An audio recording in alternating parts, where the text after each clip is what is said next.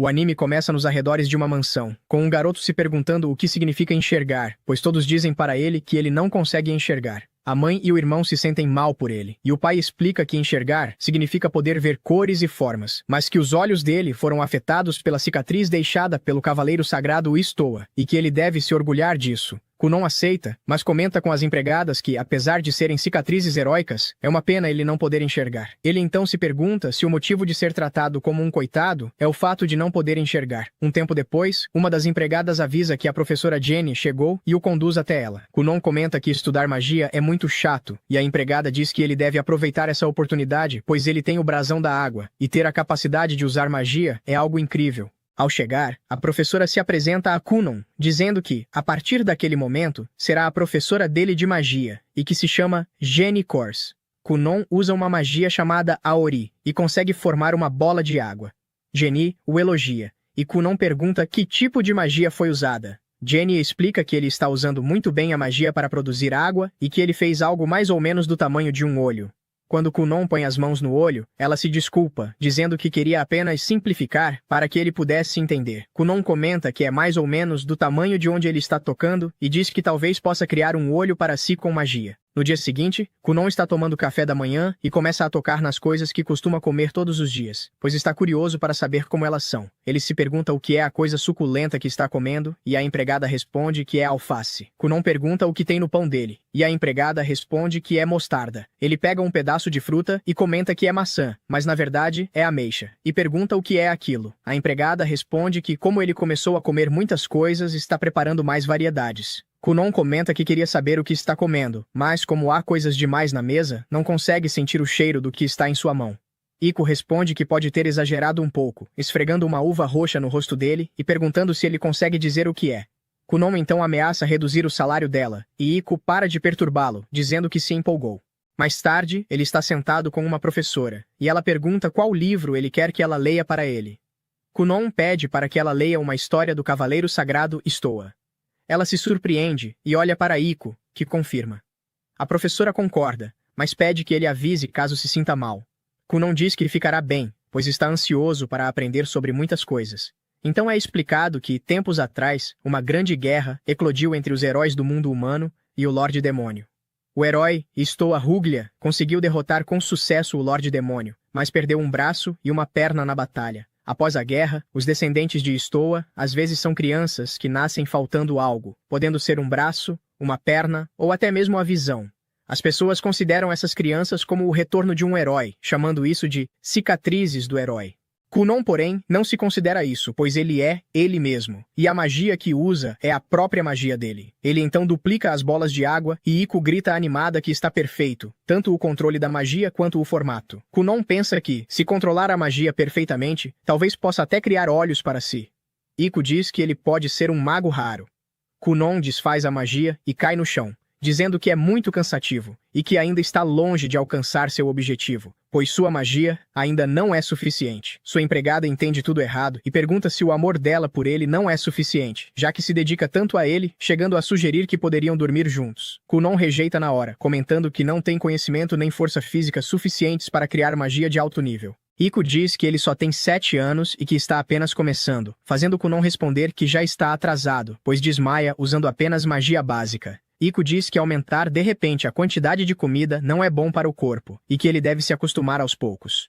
Kunon comenta que deseja criar mais músculos, mas que para ele, andar e correr não é viável. Iko então pergunta por que ele não treina golpes com a espada, e Kunon gosta da ideia. Iko diz para ele procurar um professor adequado, e sai dizendo que vai falar com o patrão. Kunon agradece pela ajuda, e ela comenta que gostaria de um aumento, o que é rejeitado na hora, pois Kunon diz que ela faz muito barulho durante o treinamento mágico. Iko responde que ainda bem que ele ouviu, pois, se tivesse ignorado, ela teria feito ele chorar à noite na cama.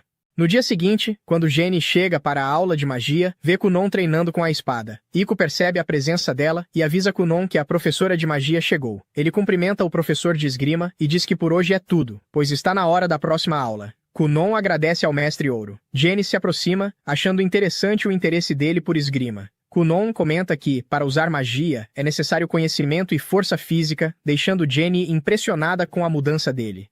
Ela pergunta se ele quer fazer uma pausa antes de começar a aula de magia, e Kunon responde que está bem.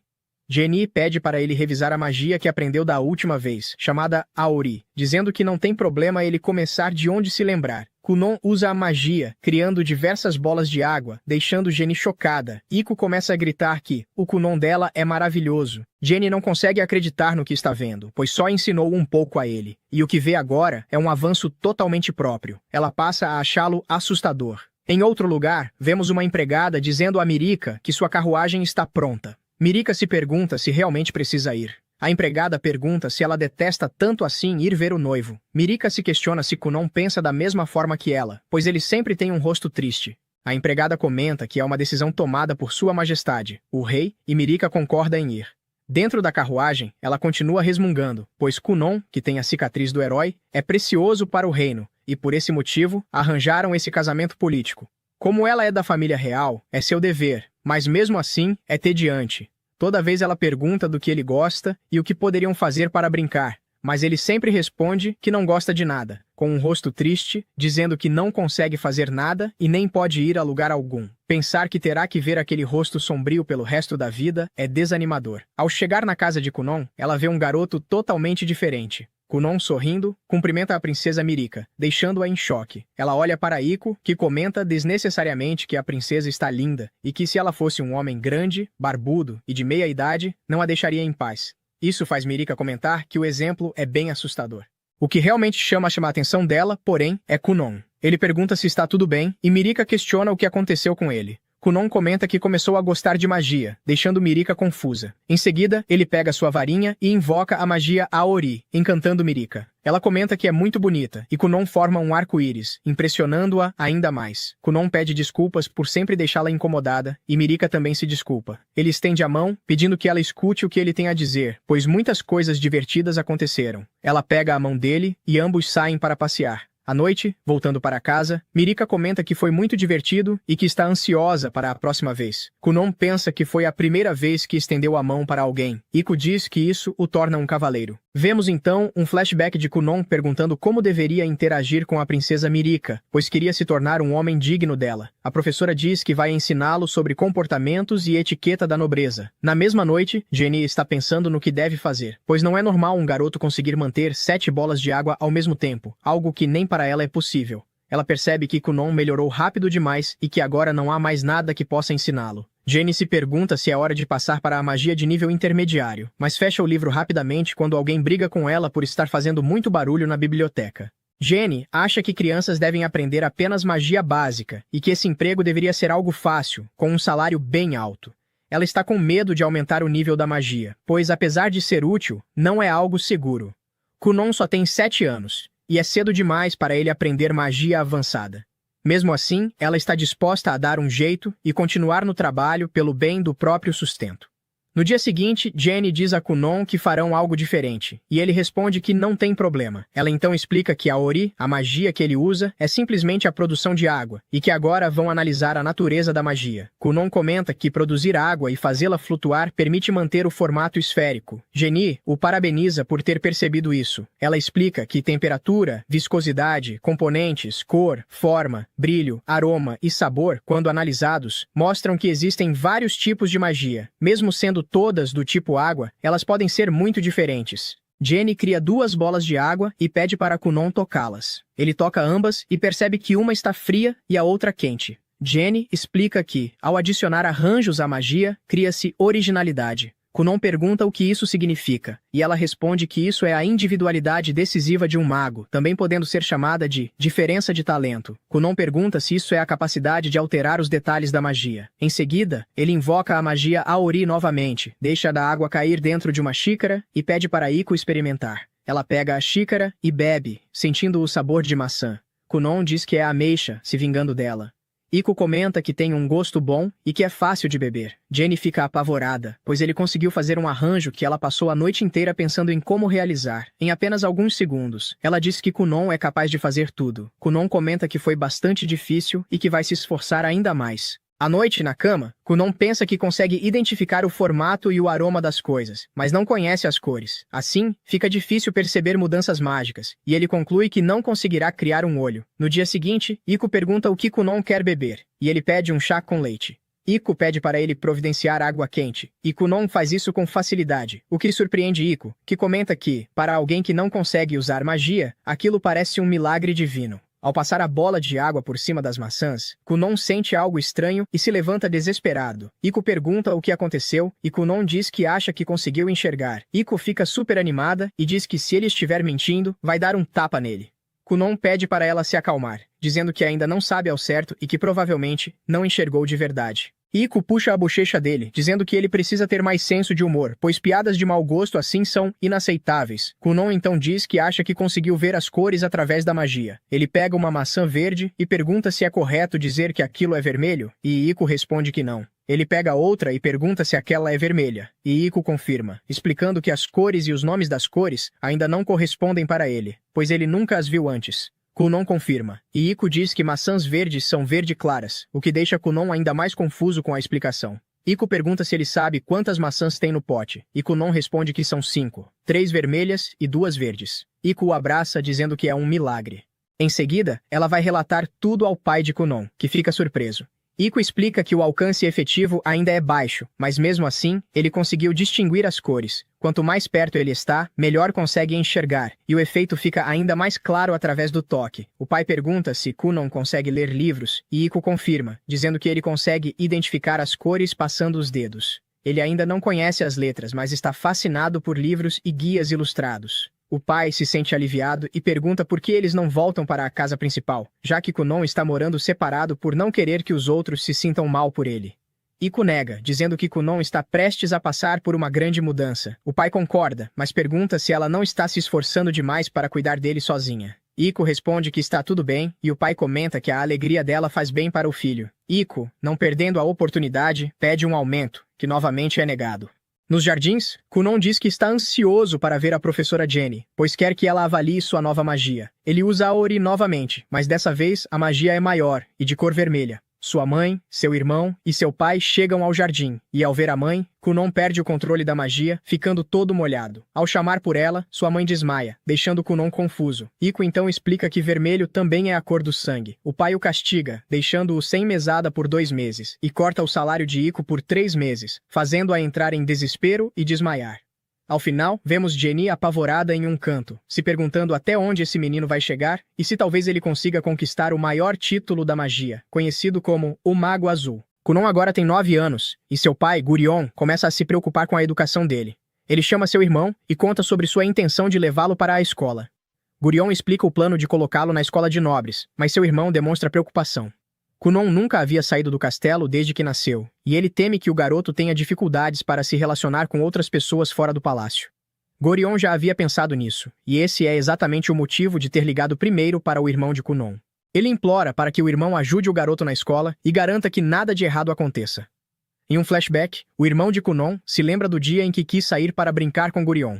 Naquele dia, Gurion estava preocupado porque Kunon não conseguia enxergar, mas o irmão o tranquilizou, dizendo que seguraria sua mão para garantir que ele não caísse. No entanto, assim que Kunon deu o segundo passo, sua perna escorregou e o irmão, por engano, soltou sua mão, o que infelizmente levou à queda de Kunon. É possível imaginar que Kunon não tenha mais confiado tanto em seu irmão depois disso. Ainda assim, sem sombra de dúvida, o irmão de Kunon garante a Gurion que irá segurar Kunon e assegurar que nada lhe aconteça. Enquanto isso, Kunon está com Iko, praticando sua magia como de costume. Ele treina hidromancia, uma magia usada para encontrar coisas perdidas. Iko brinca dizendo que ele deveria encontrar a juventude dela, e ele responde lembrando que ela já é tão alegre e jovem quanto deveria ser, não havendo necessidade disso. Quando ela pede que ele encontre seu futuro marido, ele responde dizendo que ela é uma jovem bonita e que vários homens fariam fila por ela. Ele mesmo se interessaria, se não fosse um nobre. A conversa divertida é interrompida com a chegada de Lady Flora. Como sempre, Lady Flora ensina a ele as coisas que deve saber. De repente, ela fica incomodada. O garoto agora tem 9 anos, ela já lhe ensinou muitas coisas e o educou para ser um cavalheiro. Ela se pergunta se não está cometendo um erro, e se não deveria tê-lo treinado para ser um homem mais alegre e descontraído. Kunon percebe que ela está perturbada e pergunta no que ela está pensando. Ao olhar para o quão fofo e adorável ele é, ela se sente feliz por ter participado da formação daquele menino tão adorável. Mais tarde, naquela noite, Iko leva Kunon até os aposentos principais. No caminho, ela sente muito frio e pede ajuda a Kunon. Sem hesitar, Kunon cria água morna para eles, e Iko se abraça à água em busca de conforto. A água está melhor do que todas as que ele já havia feito antes, e ela comenta animadamente o quanto aquilo é agradável. Ele também gosta dos elogios, mas diz que aquilo é apenas um protótipo. Ela realmente precisa de algo tão quente assim para ter uma boa noite de descanso, e ele começa a considerar fazer uma cama com a mesma densidade. Kunon está muito preocupado com o fato de Gurion tê-los chamado. Ele se pergunta se fez algo errado, mas Iko o tranquiliza, dizendo que não há nada de errado e lembrando que ele aprendeu com as lições de sangue e não fez nada de errado. Enquanto caminham, ele lembra a ela que só fez aquilo porque ela pediu que ele desse tudo de si. Ela também não odeia o que ele fez, mas Gurion odeia, então a opinião deles não importa. Eles chegam ao castelo e o servo os cumprimenta. Ele menciona o irmão, Ixlo, e o reconhece imediatamente. Ele cumprimenta o irmão e o acompanha até o quarto dos pais. No caminho, Ixlo pergunta se Kunon precisa que ele segure sua mão, mas Kunon diz que não. Ele cresceu e agora entende o ambiente ao seu redor, conseguindo andar sozinho. Ixlo se lembra dos dias em que segurava a mão de Kunon e ver o irmão crescer tanto o deixa animado. Kunon percebe que o irmão está pensativo e pergunta o que houve, mas Ixlo diz que não é nada importante. Eles chegam ao quarto dos pais e Gurion conta a Kunon o que a senhorita Flora lhe informou. Ele completou todas as lições do ensino básico, o que é algo notável. No entanto, agora ele precisa frequentar a escola de nobres. Gurion explica que todo nobre deve frequentar essa escola, pois faz parte das exigências. Porém, devido à condição especial de Kunon, eles haviam conseguido permissão do rei para treiná-lo em casa. Ainda assim, ele ficaria em desvantagem se nunca fosse à escola, então deveria considerar essa possibilidade. Kunon se recusa veementemente. Ele diz ao pai que não tem interesse e que, como não é obrigatório, não quer ir. Ele começa a pensar que o pai apenas quer se livrar dele e pergunta se Gurion está bravo por causa de sua mesada, já que sempre reclamou que ele gastava demais. Gurion insiste que não é isso. Ele afirma que é apenas algo necessário para um nobre. Kunon pergunta novamente se é por causa do último incidente com sangue, mas Gurion nega. Sua mãe e Ixlo tentam acalmar a situação difícil, sem sucesso. Quando Kunon finalmente se acalma, Gurion explica que o motivo para ele ir é que nobres que não frequentam a escola sempre ficam em desvantagem, e sua noiva, Mirika, seria menosprezada se ele não fosse. Diante disso, Kunon muda de ideia e aceita ir. Gurion informa que ele não precisará ir por muito tempo, apenas para fazer as provas. São apenas 4 exames, e ele irá apenas 4 vezes, uma para cada exame. Mirika e Ixlo também farão os exames, então irão juntos. Sua mãe fica feliz por ele ter aceitado e começa imediatamente a prepará-lo para a escola. Quando Kunon sai com a mãe, Gurion chama Ixlo de lado e o alerta sobre a possibilidade de que outros nobres, ao verem Mirika e Kunon juntos, possam sentir inveja. Ixlo garante ao pai que irá protegê-los e ficar ao lado deles. Mais tarde, Kunon encontra Mirika e conta a ela as novidades. Ela fica animada por ir à escola com ele, mas Kunon se preocupa com a forma como nobres interessados nela possam tratá-lo. Mirika não se preocupa com isso e diz para ele não se inquietar. Isso apenas o faz pensar se ela não é popular na escola. Para tranquilizá-lo, ela diz que é popular sim e que há vários homens atrás dela, em número equivalente aos dedos de uma mão. 5. Agora, ele tem confiança em si mesmo, então não tem mais nenhum problema. O uniforme de Kunon fica pronto. Ele o veste e parece alguém da realeza. Iko brinca com ele e Kunon responde como de costume. Sua resposta surpreende quem nunca o tinha visto tão alegre antes.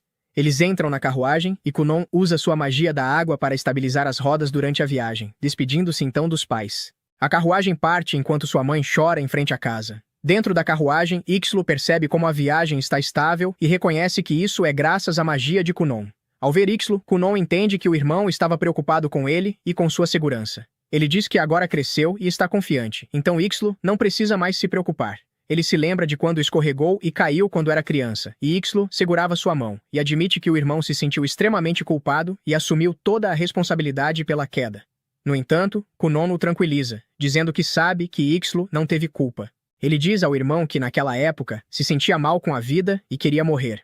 Agora, ele já não quer mais morrer. Ele é resiliente e garante que vai viver não importa o que aconteça, mesmo que seja o último humano a morrer. Ixlo fica encorajado ao ver o quão maduro seu irmão mais novo se tornou. Agora, ele nem sabe mais se Kunon é seu irmão mais novo ou mais velho.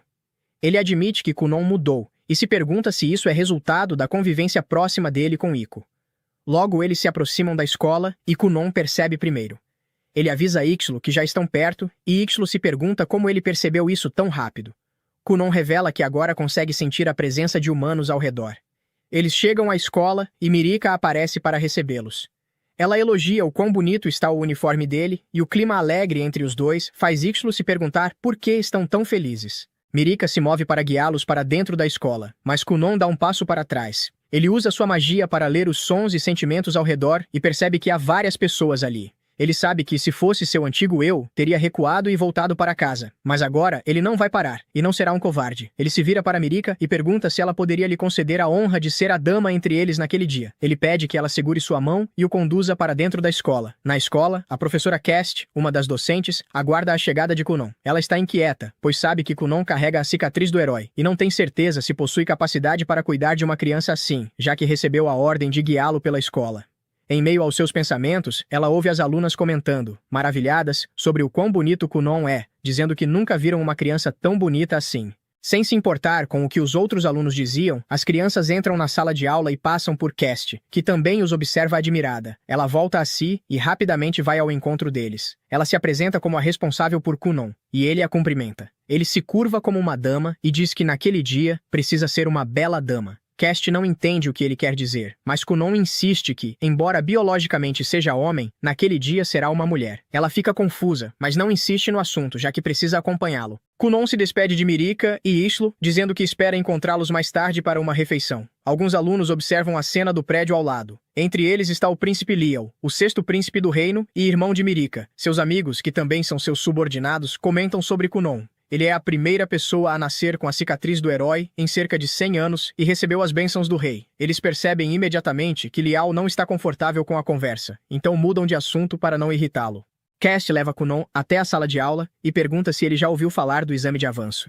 Ela explica que existem 5 desses exames e que, embora normalmente sejam feitos ao longo de um longo período, ela recebeu ordens do rei e de Gurion para que Kunon realizasse os 5 em um curto espaço de tempo. Kunon também sabe disso e reconhece que se trata de nepotismo. Ele diz a Cast que seu pai e o rei são amigos próximos, e foi por isso que fizeram essa exceção por ele. Ainda assim, ele sabe que isso é errado e vai contra a integridade da escola. Cast não tem interesse em conversas que envolvam política da cidade, então diz a ele que apenas faça o exame e pare de falar. No entanto, Kunon não para. Ele continua falando até terminar a prova. Cast recolhe os testes e vai corrigi-los. Ela fica completamente chocada ao perceber que ele acertou todas as questões, sem errar nenhuma. Depois disso, Kunon se encontra com Mirika para almoçarem juntos. Porém, antes de chegarem ao refeitório, Liao aparece com seus subordinados. Ele pergunta para confirmar se Kunon realmente recebeu a bênção do rei.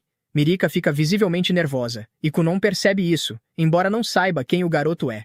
Ishlo também chega e tenta acalmar Liao, mas o príncipe continua causando problemas. Para proteger sua noiva, Kunon pega as águas de um copo próximo e a derrama ao redor das calças de Liao, fazendo parecer que ele se molhou. Em seguida, chama a atenção de todos para o fato de que Liao molhou as calças. Liao nega, mas as evidências falam por si, então ele vai embora com seus amigos, envergonhado e furioso. Tanto Mirika quanto Ishlo sabem que foi Kunon quem fez aquilo. Ishlo olha para ele com desconfiança, mas Kunon apenas diz que eles deveriam ir comer. Durante a refeição, Kunon pergunta quem é Liao e fica chocado ao descobrir que ele é seu futuro cunhado. Ele se pergunta se irmãos podem ser cruéis com seus próprios irmãos, já que o seu próprio irmão nunca foi assim, e se surpreende ao descobrir que existem irmãos que não se importam com os irmãos. Ele fica apenas feliz por Ishlo ser seu irmão e por ele se importar tanto com ele. Ishlo, no entanto, fica preocupado com o fato de terem provocado alguém tão importante, mas Mirika diz que Kunon é assim mesmo. Ishlo apenas espera que eles não se metam em mais problemas. Kunon, por sua vez, parece estar se divertindo bastante. Só resta torcer para que ele não pise em mais calos.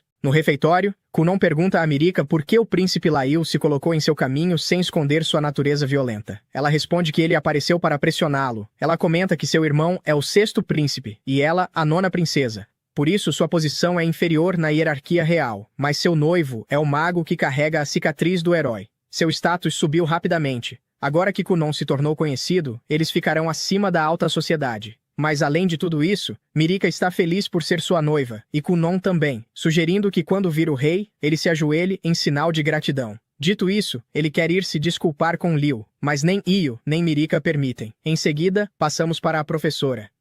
É comentado que hoje é o último exame de Kunon, então ele deverá aprender a modificar a textura da água. Kunon transforma a água em gelo, mas a sensação é como a de uma maçã, e Jane sugere que ele toque em várias coisas para reproduzir a textura. Mais tarde, vemos Kunon tocando um cavalo. Eu acho isso estranho, mas nesse momento Mirika chega. Kunon comenta que por ser o último dia em que poderá ouvir sua voz, sente como se seu mundo estivesse se enchendo de tristeza. Mirika diz ao exagerado Kunon que eles ainda não vão embora até o entardecer, tirando sua tristeza em um segundo. Depois disso, os 3 vão fazer o exame final. Kunon se empolga por sentir que está em uma escola de verdade, embora também fique triste por não estar com sua professora. Ela diz que estará observando e lhe deseja boa sorte. Fica claro que Kunon e a professora têm mais confiança um no outro. O protagonista responde que isso foi por causa dos exames. Ela conta que se tornou professora para seguir o homem que amava em uma escola de nobreza. No entanto, o homem reprovou no exame e ela acabou ficando sozinha. Os outros dois não entendem como uma professora pode contar sua vida a um aluno. E justamente nesse momento outro aluno fala com Mirik, pedindo que lhes apresente Kunon. Com toda a cavalheirismo, Kunon se apresenta como o noivo da princesa Mirika Uglia e irmão mais novo de Isha. Com isso, ele se sente mais aliviado ao saber que seu irmão e sua noiva têm amigos, já que ninguém falava com eles. Porém, Mirika explica que, se era vista sozinha, era para poder passar mais tempo com ele, então pediu um pouco de paz a seus amigos. Como Kunon não sabia disso, agradece a consideração da princesa, mas admite que também estava preocupado. Obviamente, ele não podia perguntar se eles não tinham amigos ou se estavam sozinhos na escola. Assim, fica feliz por seu irmão não estar sozinho e por a princesa ter amigos. Caso contrário, teria que consolá-los comparando a solidão deles com a sua própria situação, dizendo que está tudo bem não ter amigos. Tanto drama deixa todos sem palavras, mas Mirik entende que para ele não faz diferença não ter amigos. Kunon confirma e menciona que os humanos se dão bem sozinhos, o que deixa a sala intrigada. Por outro lado, Layla é informado de que já é hora do exame. Ele ordena que o esperem, mas seus subordinados duvidam que, mesmo sendo príncipe, a professora decida aguardá-lo. Afinal, trata-se do exame final. É então que o sino toca. Os alunos se sentam em seus lugares. Nosso protagonista estava prestes a ser guiado por Mirik, mas nesse momento Liu aparece para separá-los. As pessoas começam a murmurar. Lail percebe isso, e lembrando-se do que as criadas do castelo diziam sobre ele, enfurece-se, pois ninguém ousa dizer isso na sua cara. No entanto, de repente, Kunon segura sua mão e se apresenta a ele. Todos se surpreendem. Lail exige que o solte, mas Kunon se agarra como uma tartaruga mordedora, dizendo que ele é seu cunhado. Portanto, o adequado é se conhecerem. Assim, vemos os dois se debatendo, e Kunon deixa claro que não lhe deu permissão para tocá-lo. Kunon destaca o quão viril ele parece e acrescenta que, ao tocá-lo, pode supor que seu rosto é muito másculo. Ele garante que, se seus olhos pudessem ver, teria contemplado tanto seu rosto que faria um buraco de tanto encarar. Isso deixa Liu corado. Todos começam a rir. O loiro, envergonhado, pede a Kunon que o solte. Kunon o solta, e então todo o problema termina. Durante o exame, vemos que o príncipe parecia um pouco pensativo, mas ao final, após avaliar as provas, a professora anuncia que todos passaram. Sendo assim, Kunon volta para casa. Ele se despede de todos os colegas e até da professora, a quem oferece a mão de seu irmão. Isso é observado por Liu, que com um sorriso, comenta com seus companheiros para irem para outro lugar. Voltando às práticas de magia, Jenny pede que Kunon faça um redemoinho. Primeiro, Kunon cria uma esfera de água e a faz girar. Depois, pedem que ele interrompa o impacto e o divida em 10, e com esforço, Kunon consegue. Também pedem que ele a tinga de vermelho, verde e amarelo, além de alterar a textura, conseguindo fazer tudo sem problemas. Jenny o parabeniza, dizendo que foi magnífico. Antes de ir embora, Kunon pede um momento mencionando que fez uma modificação ao adicionar forma e temperatura à textura. Assim vemos Kunon dar forma de ave a uma esfera, que então sai voando. Jenny fica surpresa, cai no chão e diz que tudo acabou. Pouco depois, vemos os dois tomando chá. Jenny quer conversar sobre algo. Kunon pensa que deve ser o jantar para celebrar sua formatura e avisa que ela também está convidada. Ela comenta que não é sobre isso, mas que a graduação é um bom momento para dizer a verdade, perguntando se ele está mentalmente preparado, pois precisa contar algo muito impactante. Vemos Kunon preocupado com isso e tomando um gole de chá. Antes de continuar, Jenny pede que Iko se retire. Quando ela sai, Kunon aperta o punho, dizendo que é repentino demais, imaginando que Jenny seja uma deusa do céu noturno e que precise ir embora para voltar ao seu mundo. Jenny gosta da história, mas não é isso. A verdade é que ela já não tem mais nada a ensiná-lo. Confessa que há algum tempo já não tinha nada novo para ensinar. Ela já lhe ensinou tudo sobre a magia elemental que não servia para ataque. Agora, Kunon até mesmo domina a magia melhor do que ela. Basta aprender um novo feitiço para superá-la. Kunon se levanta dizendo que isso não é verdade. Ele confessa que gostava das artimanhas e truques que ela usava para ensiná-lo. Mesmo quando ela só tentava instruí-lo com sua magia, Jenny percebe que Kunon já havia notado seu desespero, o que a deixa mais tranquila. Kunon diz que sua magia se expandiu graças às artimanhas dela, lembrando quando Jenny falou sobre a Ori, comparando a esfera que criou a um globo ocular para Kunon. Aquela interação foi a única coisa que lhe deu vontade de viver. Ela o salvou. Por isso, se ela está se demitindo porque o salário que recebe é baixo, ele dirá ao pai para aumentar o pagamento dela. Ela insiste que, na verdade, se sente mal porque recebe muito mais do que merece e que não merece tanto por não estar fazendo nada. Ela se aproxima, segura seus ombros e diz que ele ficará melhor se tiver um professor realmente capaz para ensiná-lo, para que possa se tornar tão grandioso quanto deveria ser. Quando ela se ajoelha para se despedir, todos os animais de água que ele havia criado também tocam seu corpo, tentando persuadi-la a ficar, mas ela não quer ficar. Ela diz que aqueles pequenos truques já não o ajudarão mais. Mesmo assim, ele insiste que esses pequenos truques são exatamente o que ele quer e precisa. Se são tão importantes, por que ele continua chamando-os de truques, como se não tivessem valor? No fim, todos os seus pedidos e súplicas são em vão. Ela já havia tomado sua decisão e parte sem olhar para trás. Do lado de fora do castelo, ela olha para trás e admite que ele tem habilidade e talento para se tornar um feiticeiro extraordinário. Ela pensa em como ele trabalha duro e treina constantemente. Reconhece que ele começou em desvantagem por causa da maldição do herói que carregava, mas que conseguiu superar essa desvantagem e se tornar tão grandioso quanto é agora.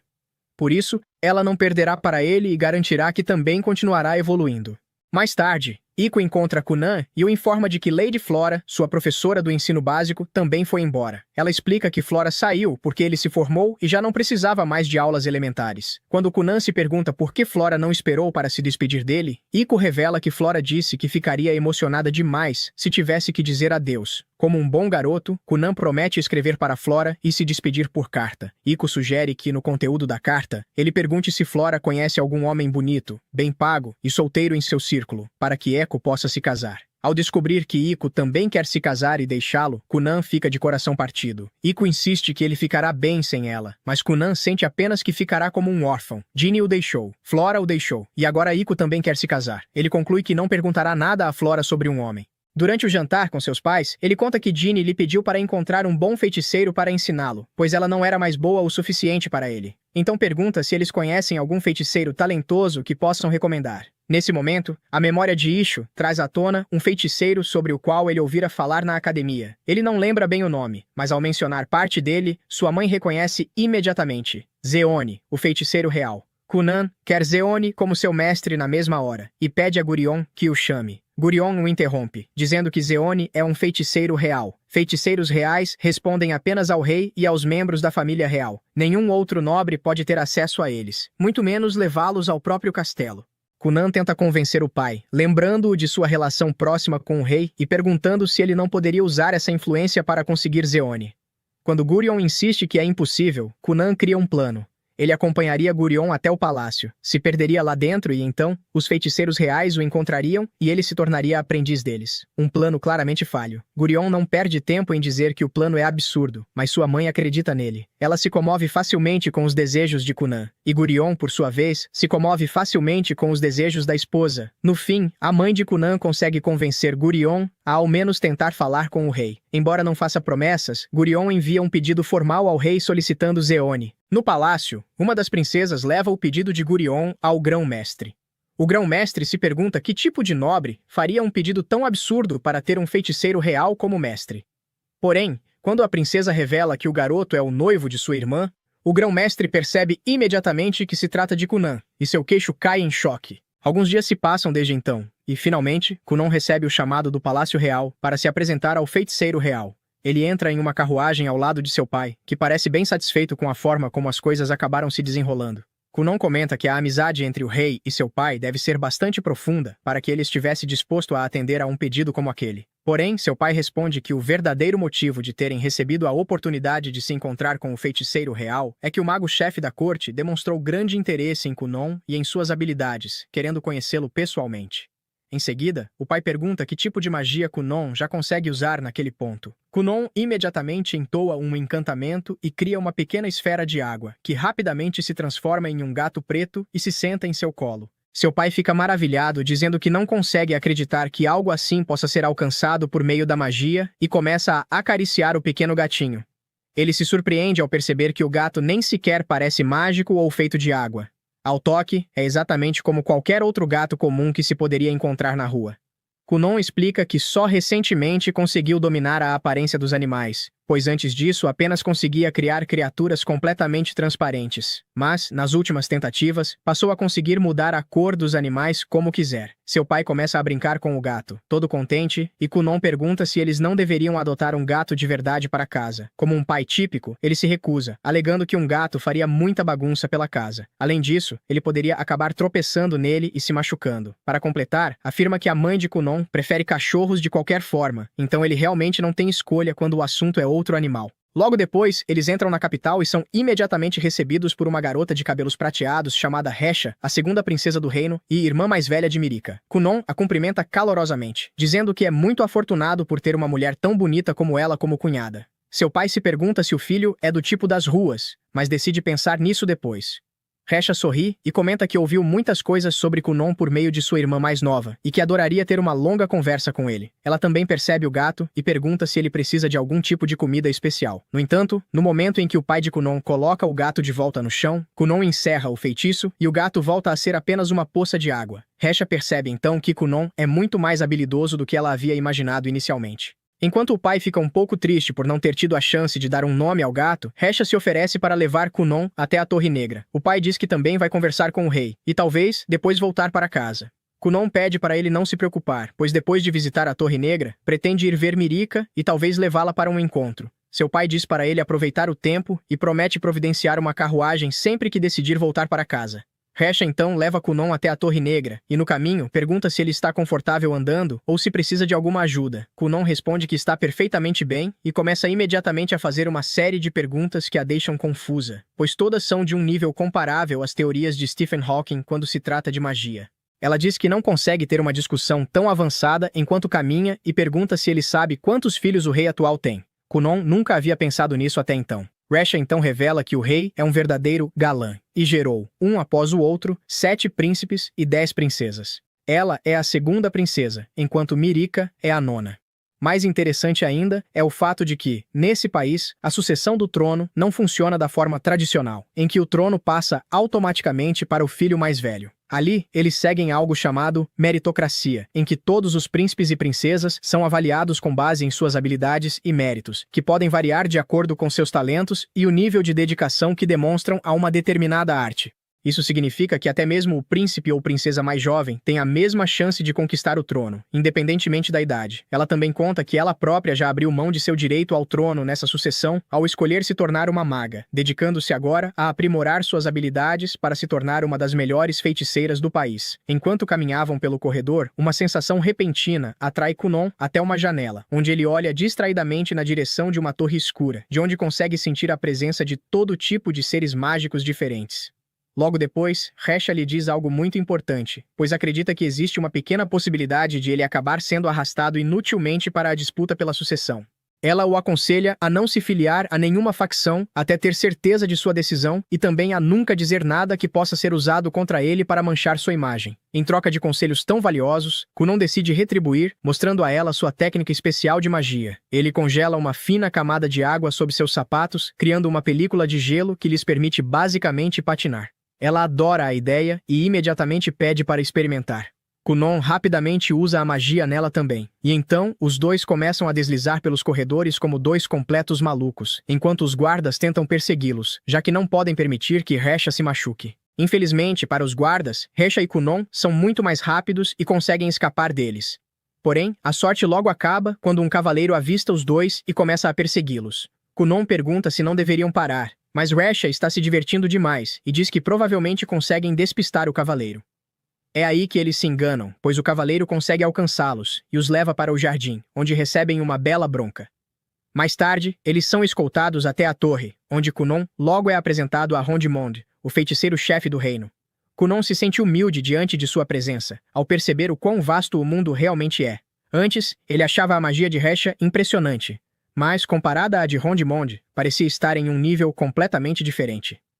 Rondimonde pergunta imediatamente se ele nasceu com um brasão de água e Kunon responde que sim, admitindo em seguida que não entende muito bem como esses brasões funcionam. Rondimonde explica que existem 7 tipos diferentes de brasões que os magos podem possuir, cada um relacionado à sua afinidade mágica: fogo, água, terra, vento, luz, trevas e trovão. Além disso, cada brasão possui uma classificação em estrelas, que vai de 1 a 5, o que faz com que as 2 estrelas de Kunon sejam algo relativamente comum. Hesha comenta que ela também é uma maga do vento de 2 estrelas.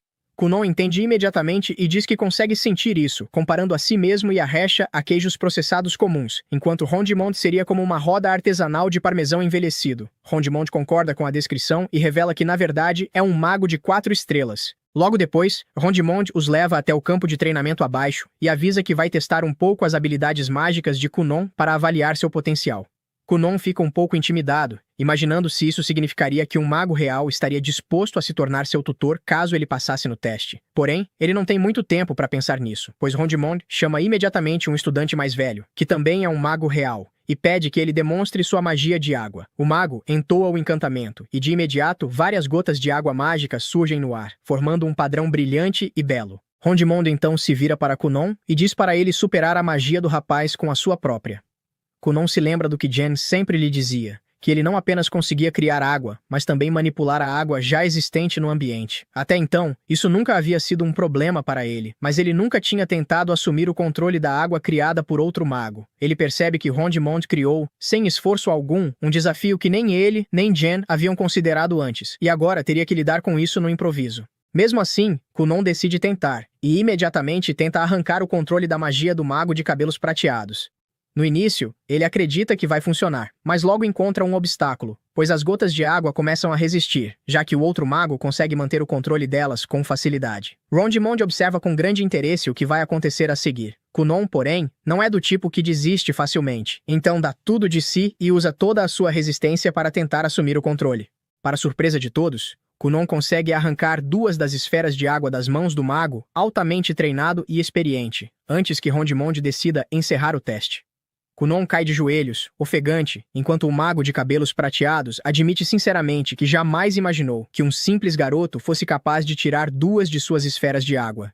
Ele então se vira para Rondimonde e diz que estaria disposto a aceitar Kunon como seu discípulo, mas imediatamente outros magos começam a se manifestar, dizendo que eles também gostariam de tê-lo como aprendiz. Rondimonde manda todos ficarem quietos, pois ainda quer ver do que Kunon é capaz, e pede que ele crie algo que tenha imaginado. Kunon imediatamente cria um trampolim usando sua magia de água, e Rondimonde começa a pular em cima dele, se divertindo como uma criança. Os outros magos se alinham, querendo experimentar também, curiosos para entender como aquilo funciona e se conseguiriam reproduzir a técnica.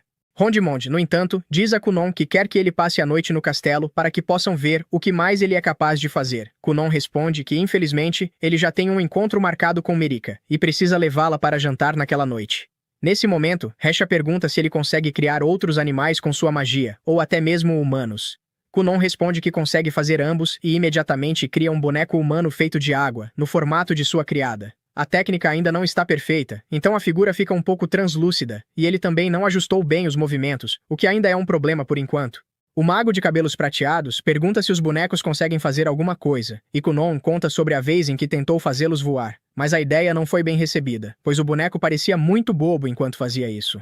Rondimonde se interessa imediatamente e Kunon é forçado a demonstrar. Ele começa a brincar com o boneco, fazendo-o subir e descer no ar repetidas vezes, assustando metade das pessoas no castelo. Isso faz com que ele leve mais uma bronca, e todos acabam tendo que se desculpar novamente. Logo o sol se põe, e Rondimonde diz a Kunon que ele passou com sucesso nos testes, e que pessoalmente designará um feiticeiro para ajudá-lo a aprender a usar sua magia de forma mais eficiente. Kunon fica radiante de alegria e vai contar a novidade ao pai, que fica irritado ao saber que recebeu reclamações sobre o filho 2 vezes em poucas horas, e o repreende por ser irresponsável com sua magia. Pouco depois, seu pai parte de volta para a mansão, deixando Kunon para trás com Hesha, que percebe que ele precisa ir ao encontro de Mirika ou acabará se atrasando para o jantar. Hesha diz que eles terão que usar magia para chegar até Mirika a tempo. Assim, decidem fazer um pequeno experimento. Kunon cria uma bolha de água, e Hesha usa sua magia do vento para impulsioná-los para frente, como se estivessem em um tapete mágico de Aladdin, voando pelos céus, e chegando perto dos aposentos de Mirika em pouquíssimo tempo. Infelizmente, Hesha se esquece de diminuir a magia gradualmente, e a corta de uma vez, fazendo com que os dois caiam.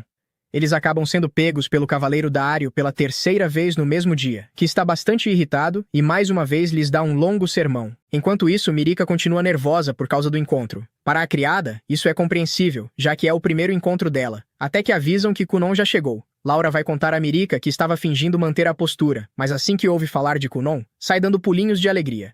Já na entrada, o protagonista a cumprimenta de forma cavalheiresca. Ele comenta que, na escola, foi muito bem escoltado. No entanto, agora é a vez dele escoltá-la. E então toma sua mão. Nesse momento, Laura espreita pela porta para conhecer Kunon. Depois disso, eles chegam ao restaurante. Lá dentro, Kunon faz um brinde à beleza de Mirika. Laura percebe o quão cavalheiresco o protagonista é, entendendo como ele conseguiu conquistar Mirika. A princesa pergunta como foi na Torre Negra. Kunon conta que conheceu sua irmã Raisha e pessoas incríveis, especialmente a magia do grande mestre Queijo Azul. Ele também diz que passou na prova, embora ainda não saiba quem será seu instrutor, mas que tudo sairá tão perfeito quanto as unhas de Mirika. Ele menciona que ouviu muitas histórias, mas que as delas são ainda mais fascinantes.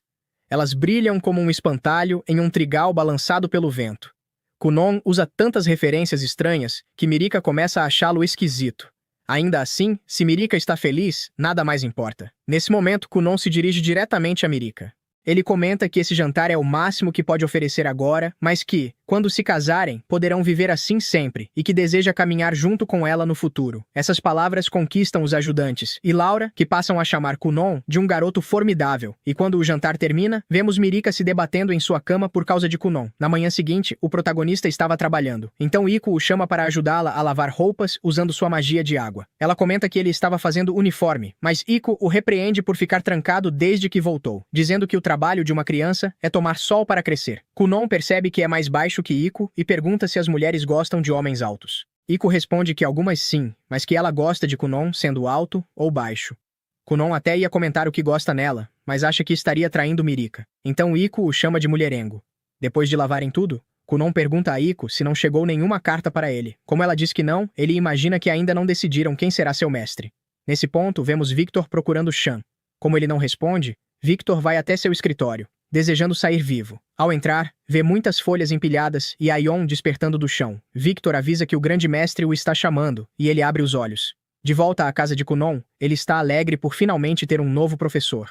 Iko pergunta qual é o nome, e Kunon responde que se trata de Sephinroll. Iko fica animada ao ouvir isso, lembrando que ele é o famoso feiticeiro bonito de quem todos falam. Desesperada, pergunta ao protagonista o que fazer, pois precisa estar apresentável diante daquele cavalheiro. Kunon tenta reclamar por ela querer ficar bonita para outro homem que não seja ele. Mesmo assim, ele acaba concordando, dizendo que ela deve se arrumar imediatamente. Em outra cena, vemos Mirika se arrumando a pedido de Raisha. Ao terminar, elas seguem para a entrada do castelo. No corredor, porém, encontram suas outras duas irmãs, Everil e Lidália. Elas tentam intimidar Mera, mas Risha a protege e coloca as duas em seu lugar, fazendo-as se afastar. Sem mais distrações, as duas continuam a conversa. Risha está irritada por não ter sido escolhida como mestra de Kunon, perguntando-se por que tiveram que escolher aquele sujeito. Voltamos então ao protagonista, que está tranquilo tomando chá, enquanto Iko está extremamente nervosa. Nesse momento, chega a carruagem, da qual desce a princesa Mirika. Como de costume, Kunon a recebe com muitos elogios. Em seguida, Zeonli também desce da carruagem, e ao vê-lo, Iko começa a saboreá-lo mentalmente. Kunon, por sua vez, sente aquele maná tão denso e o compara ao mel, compreendendo sua força. Ele se apresenta a Zeonli e pergunta se poderia chamá-lo de Mestre Mel. Zeonli o proíbe, deixando claro que ele deve chamá-lo de Senhor, e que ele nem sequer aceitou ser seu instrutor de magia. Na verdade, ele nem queria ter vindo. Kunon entende que ele foi obrigado pela hierarquia da sociedade, e comenta lamentando que essas coisas acontecem. Zeonli menciona que o velho Londimod disse para ele vir porque havia um moleque interessante, então ele veio. Kunon pergunta se foi o grande mestre Queijo Azul quem enviou o mestre Mel. Esses apelidos irritam Zeonli. Vendo a situação, Dario intervém. Kunon o reconhece e agradece por tê-los ajudado no outro dia. Surpresa, Mirika pergunta ao protagonista se eles se conhecem. Kunon responde que, mais do que conhecidos, eles passaram por 3 situações peculiares e muda de assunto, perguntando se Son Seon-li é bonito, sussurrando que realmente é. Mirika fica surpresa. Afinal, Kunon não enxerga, então não sabe o que é ser bonito. Isso irrita Zeonli, que pergunta se ele está rindo dele. Kunon responde que claro que não, o que faz Zeonli achar tudo ainda mais estranho. Assim, eles vão se conhecendo melhor. Kunon agradece a Mirika por trazer Zeonli, mas confessa que também queria vê-la, sua noiva. Kunon responde da mesma forma, mas Zeonli interrompe o flerte para que tenham uma conversa divertida sobre magia. Pelo sorriso que ele faz, Dario comenta que parece querer zombar de Kunon, enquanto Iko se perde em seu olhar. Zeonli pergunta se Kunon sabe o que é superposição. Kunon responde que os feitiços são liberados a partir de círculos desenhados com maná, e que a superposição é duplicar esse círculo. Então Zeonli pergunta quantas ele consegue usar. Com humildade, Kunon responde que 31. Isso surpreende Zeonli, mas ele afirma que consegue chegar a 50. Kunon acha isso incrível e pergunta como ele fez. Zeonli também quer saber como Kunon superou o muro das 20 camadas. Kunon explica que sobrepôs os emblemas e que descobriu isso sozinho, embora com muitas tentativas e erros. Isso continua surpreendendo Zeonli, que se lembra de quando Victor e Raisha o confrontaram para que fosse o mestre de Kunon, mesmo ele não tendo querido vê-lo quando veio antes. Ele responde que só veio porque o mestre achou Kunon interessante. Victor e Raisha comentam o quão talentoso Kunon é, além dos truques que faz com sua magia. Agora, ao conhecê-lo pessoalmente, Zeonli entende por que houve tanto alvoroço em torno de Kunon, afirmando que ele é um prodígio. Depois disso, pede que Kunon mostre o que sabe fazer. No entanto, Kunon quer aprender como chegar a 50 camadas, mas Zeonli diz que seria perda de tempo ensiná-lo algo que ele ainda não é capaz de fazer. Portanto, se quiser aprender, deve demonstrar seu valor e depois implorar para que o ensine. Ao ouvir isso, Mirika comenta que Kunon jamais faria algo assim, mas ele imediatamente começa a implorar para que o ensine, ainda por cima, o elogiando. Diz que quer ver sua generosidade e carinho, além de seu lado solitário. Afirma que fará qualquer coisa se ele o ensinar a usar 50 camadas. Embora tenha pedido isso, Zeonli acaba se sentindo desconfortável e esclarece que Kunon não o chama de mestre porque ele ainda não aceitou. Mesmo assim, ele mostrará o quão impressionante é. Dizendo isso, menciona que possui o emblema de 3 estrelas de terra, então cria um muro de terra e ordena que Kunon o destrua. Também pede que ele crie uma cama de água para que possa observar. Mas ao tocar a cama, Zeonli fica encantado com o quão macia ela é e acaba até dormindo. Enquanto Kunon toca o muro, percebe que ele é macio, mas que o maná o torna duro. Ele se lembra das explicações de Jane sobre magia. Os emblemas criam círculos mágicos, que são configurados para formar feitiços, servindo como base para cada um. A superposição é o número de vezes que esses círculos são divididos e reconstruídos. E esse número indica o nível e a originalidade da magia. E aquele muro é uma obra-prima de 40 camadas. Mirika fica impressionada com a concentração de Kunon, mas então ele sugere que conversem um pouco. Mirika questiona se isso é uma boa ideia. O protagonista a tranquiliza, dizendo que esperarão até ele acordar. Mesmo assim, Mirika se mostra preocupada. Ainda assim, Kunon diz que ela não precisa se preocupar, pois ele pode destruir o muro em um instante. À tarde, Zeonli acorda. Ao cair da cama de água, pergunta quanto tempo dormiu. Dario informa que foram 2 horas. Ele então se levanta e pergunta ao protagonista por que ele está tão tranquilo, se acaso desistiu. Kunon responde que de forma alguma, apenas estava esperando ele acordar. Então o vemos lançar uma magia e uma grande quantidade de espuma começa a cobrir o muro. O protagonista explica que, como é um muro de terra, ele se torna frágil ao absorver muita água, comparando isso a um pão duro. Zeonli sorri. Diz que Kunon acertou em tudo, menos no propósito do pão duro, mas pergunta por que ele usou o robô, questionando se sua especialidade não é Auri. Kunon responde que ele tem razão, mas achou que seria mais fácil assim. Zeonli reconhece sua engenhosidade. Kunon considera isso como uma aceitação para ser seu discípulo. No entanto, Zeonli se irrita com sua precipitação, embora no fim acabe aceitando-o como discípulo.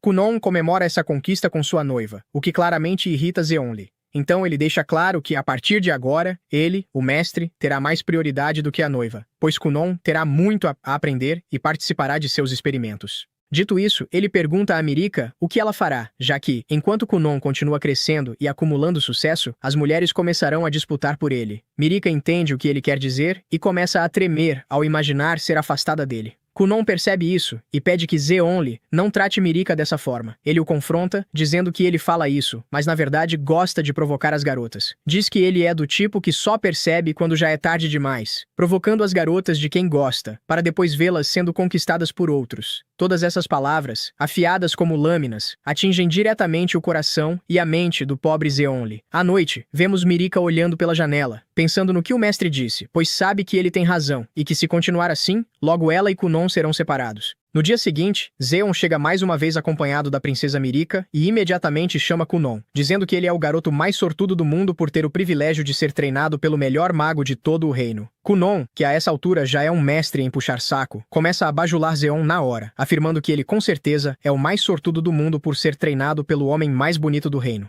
Zeon parece satisfeito, sorri e diz que o trabalho de hoje será pesado, e que Kunon não deve esperar que ele pegue leve.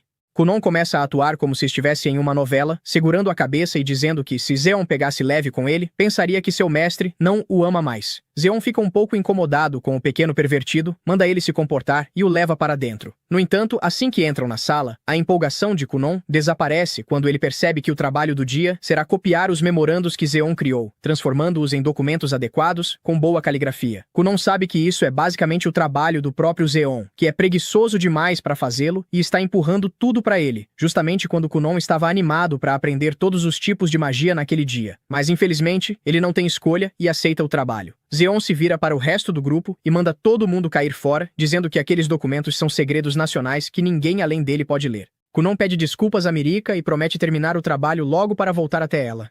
Mirika sorri e sai da sala junto com os outros. Depois disso, Zeon se vira para Kunon e pede que ele crie a cama de água que fez no dia anterior.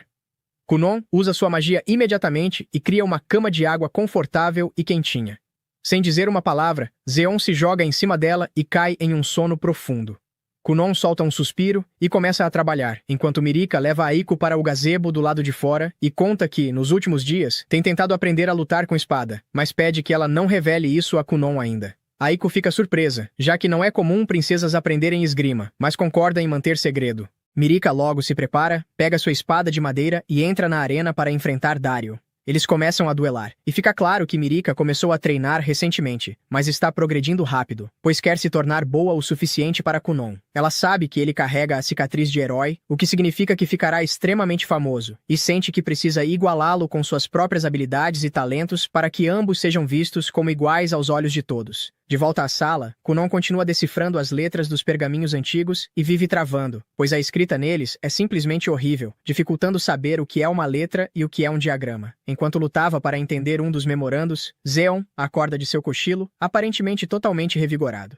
Ele então volta sua atenção para Kunon e pergunta até onde ele chegou com a tarefa. Kunon responde que já está quase na metade. Em vez de elogiá-lo, porém, Zeon começa a provocar, dizendo que até uma pessoa cega trabalharia mais rápido do que ele. Kunon rebate, afirmando que qualquer um ficaria cego tentando ler aquela caligrafia. Ele diz que até uma minhoca coberta de lama e arrastada sobre o papel teria uma escrita melhor. Zeon manda ele não comparar seu trabalho magistral a uma simples minhoca, mas Kunon responde que com certeza vai mandar uma fatura por todo o trabalho extra que está sendo forçado a fazer. Zeon o adverte para não ficar esperto demais, já que ele está sendo treinado naquele exato momento. Kunon fica surpreso, mas Zeon explica que aquilo que se lê em um livro fica apenas como informação no cérebro e acaba sendo esquecido com o tempo. Já aquilo que o cérebro precisa interpretar e que as mãos anotam acaba se fixando nas partes mais profundas da mente, sendo gravado como conhecimento difícil de esquecer. Kunon finalmente entende o motivo do encerar e desencerar, e agradece pelo treinamento. Logo a noite chega, e Zeon se prepara para ir embora mais uma vez. Ele diz a Kunon para terminar todo o trabalho restante antes da próxima visita. Mas, antes que Zeon saia, Kunon o interrompe e pergunta sobre aqueles diagramas estranhos em um dos memorandos, que pareciam um feitiço. Zeon pensa um pouco e percebe que seria mais fácil mostrar do que explicar. Então diz para Kunon visitá-lo na capital da próxima vez, que ele lhe mostrará. Kunon fica animado e logo se vira para a princesa, dizendo que em breve haverá novamente. No dia seguinte, ele retorna à capital e se prepara para entrar mais uma vez na Torre Negra. Ele acaba cercado pelos magos reais, felizes em vê-lo de volta, que começam a fazer todo tipo de pergunta. Antes mesmo que Kunon consiga responder, Zeon aparece e manda ele segui-lo para dentro. Ri pergunta a Zeon por que diabos ele está levando Kunon para lá e, horrorizado, questiona se ele pretende levá-lo para a Sala dos Demônios. Zeon nem se dá ao trabalho de explicar e manda Kunon criar a cama de água, que funciona perfeitamente, colocando todos os estudantes curiosos para dormir. Eles voltam a caminhar, e no caminho, Zeon pergunta se Kunon sabe algo sobre armas mágicas. Kunon responde que armas mágicas são armas especiais capazes de canalizar a magia de seu usuário. Zeon concorda com a cabeça e explica que existem magos especializados cuja única função é criar armas mágicas para os magos reais. Com isso, ele abre a porta de seu escritório e revela uma sala inteira coberta de poeira e pergaminhos. Kunon fica maravilhado e empolgado, começando a folhear os pergaminhos com entusiasmo, encontrando um feitiço novo atrás do outro, todos inéditos para ele. Ao vasculhar um dos montes, ele encontra um livro de magia especial, acessível apenas a um grupo seleto de magos reais, e declara que vai usar o poder do nepotismo para conseguir acesso a esse livro.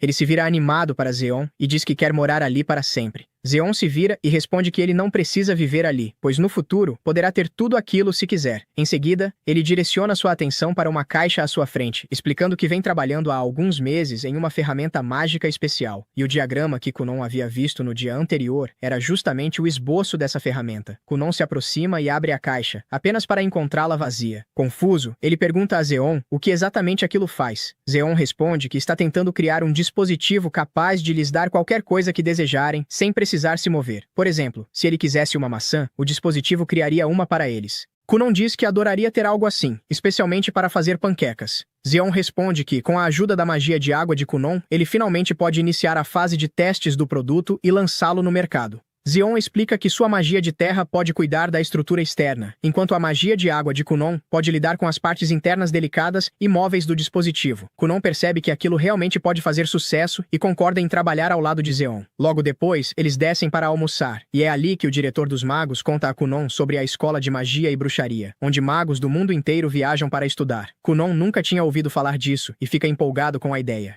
Zeon diz para ele não pensar demais nisso. No momento, apenas magos acima de 12 anos podem se matricular. Como Kunon tem apenas 10, ainda não pode fazer nada. 2 anos se passam desde aquele dia, e finalmente, Zeon decide testar Kunon sobre tudo o que ele aprendeu nesse período. Eles tomam posição diante de Zeon e dos outros, e Kunon se prepara com sua magia de água para se defender do que quer que Zeon decida lançar contra ele. Zeon sorri, cria vários espinhos com sua magia de terra e os dispara contra Kunon, que é forçado a usar magia composta para criar inúmeras gotas de água que absorvem o impacto e retornam como um tsunami em direção a Zeon, quebrando bem aos seus pés. Zeon sorri e diz que ele passou no teste, deixando Kunon radiante de felicidade.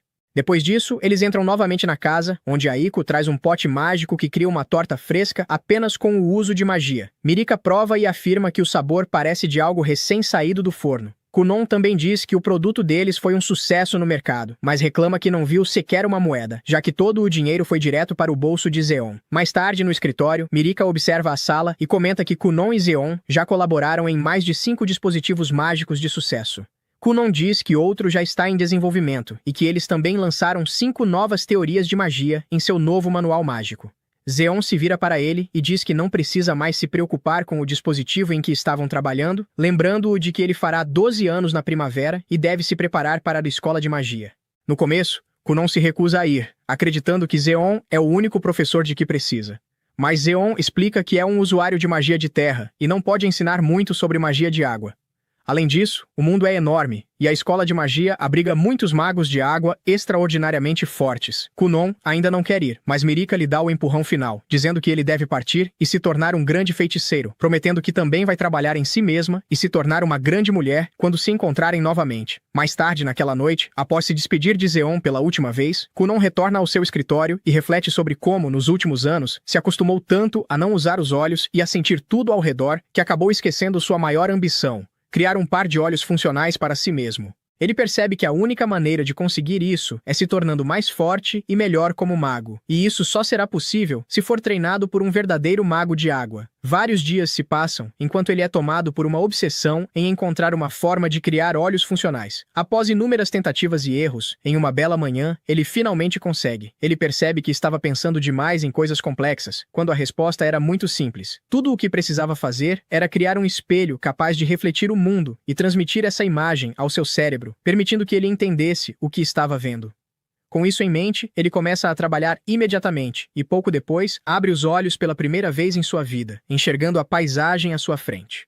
Lágrimas escorrem de seus olhos, algo que também acontece pela primeira vez. Ele anda pelo cômodo, observa os livros e, por fim, se aproxima da janela para ver seu reflexo, quando de repente percebe um gigantesco monstro inseto parado atrás dele. Para sua surpresa, o caranguejo simplesmente fica parado, sem se mover. Pouco tempo depois, Kunon percebe que aquela coisa não representa realmente uma ameaça para ele. Ele então volta sua atenção para sua invenção e usa a magia para criar um espelho à sua frente.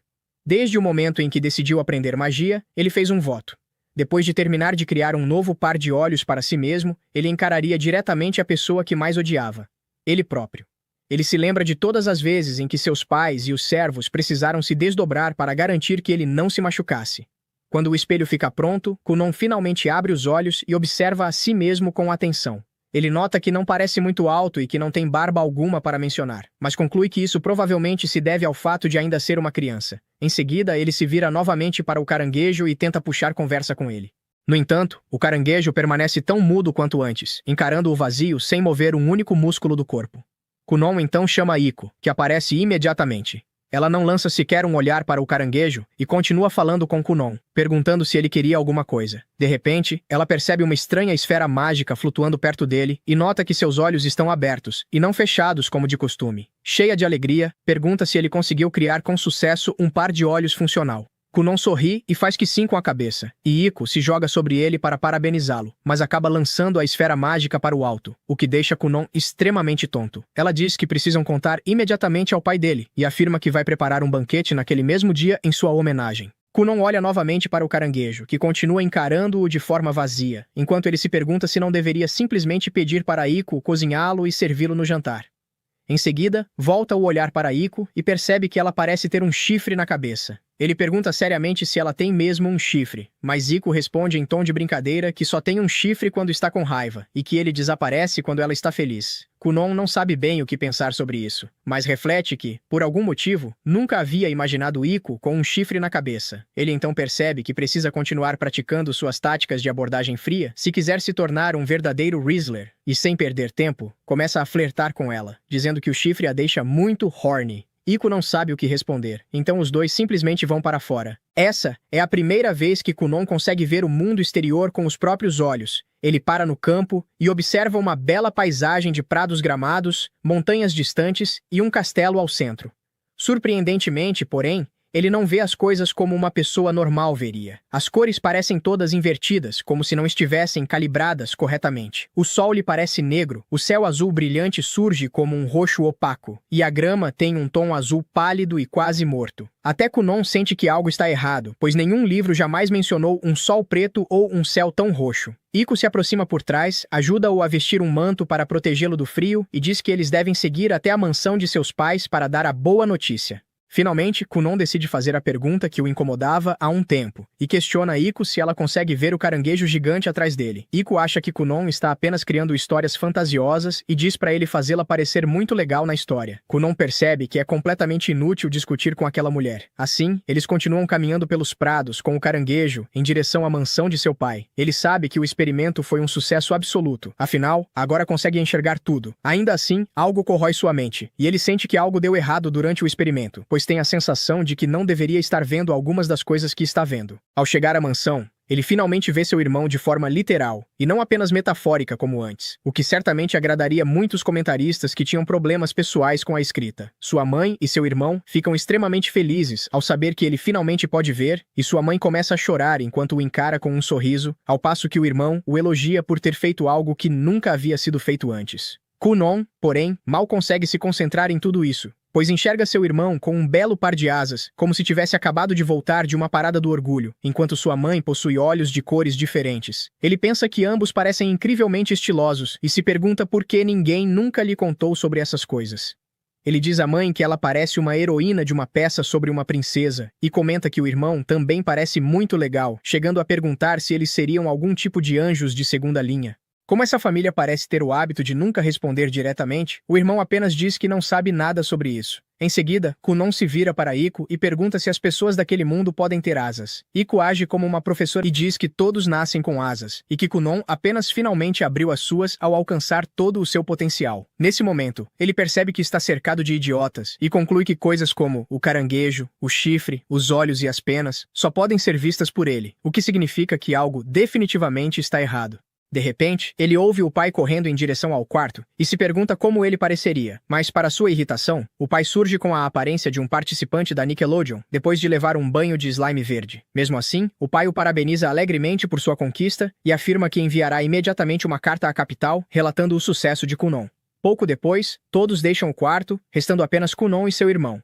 Kunon então pensa que finalmente pode fazer algumas perguntas e questiona se o pai costuma ser uma bola de slime. O irmão o manda calar a boca na mesma hora, dizendo que o pai acabaria chorando se ouvisse tanta verdade vinda do próprio filho. Kunon suspira e apenas sorri, pensando que o nível combinado de estranheza daquela casa é menor do que o de uma luminária quebrada, e decide que fará todas as suas perguntas diretamente ao seu professor. Na manhã seguinte, seus desejos se realizam quando a carruagem real da capital chega trazendo a princesa Mirika, Sir Dario e o próprio Zo. Kunon corre imediatamente para recepcionar Mirika e a recebe calorosamente em sua mansão. Mirika fica extremamente feliz ao saber que Kunon voltou a enxergar e afirma que ele conseguiu algo que ninguém mais havia sido capaz de fazer até hoje. Kunon mantém os olhos fechados, com medo de olhar para sua futura esposa e receando o que poderia ver, mas Mirika pede que ele os abra, pois quer que ele a veja como ela realmente é. Kunon abre os olhos lentamente e a observa, notando sua postura régia, seus belos cabelos loiros brilhando ao sol como milhões de fios de ouro e seu sorriso delicado e sereno. Justo quando ele pensa que, ao menos, sua noiva não teria nada de estranho, percebe uma única pena no topo da cabeça dela e solta um suspiro de puro cansaço. Mirika interpreta isso como desaprovação e começa a ficar insegura. Então Kunon usa imediatamente suas habilidades de galanteador para fazê-la se sentir melhor, comparando-a a uma pena de pomba voando livremente pelo céu. Nesse momento, Dario sai da carruagem e diz que essa pomba vem melhorando cada vez mais na esgrima e que agora está mais para um falcão do que para uma pomba. Kunon nota uma bela espada etérea nas costas dele e pergunta sobre ela, mas Dario pensa que ele se refere à espada comum e começa a falar sobre o aço e como ela foi forjada no fogo. Kunon então percebe que a espada etérea não é real e que seus olhos estão apenas pregando peças. De repente, ele ouve a voz de Zo vindo por trás, e ao olhar para ele, vê uma luz dourada tão intensa emanando de seu corpo que nada pode ser visto por causa do brilho. Kunon cobre os olhos e pergunta se ele é mesmo o professor, dizendo que não consegue enxergar nada por causa da claridade. Zo acha que Kunon está apenas elogiando, e responde que sempre foi brilhante e teve uma presença luminosa. Kunon não sabe como fazer aqueles idiotas autocentrados entenderem o que ele realmente quer dizer.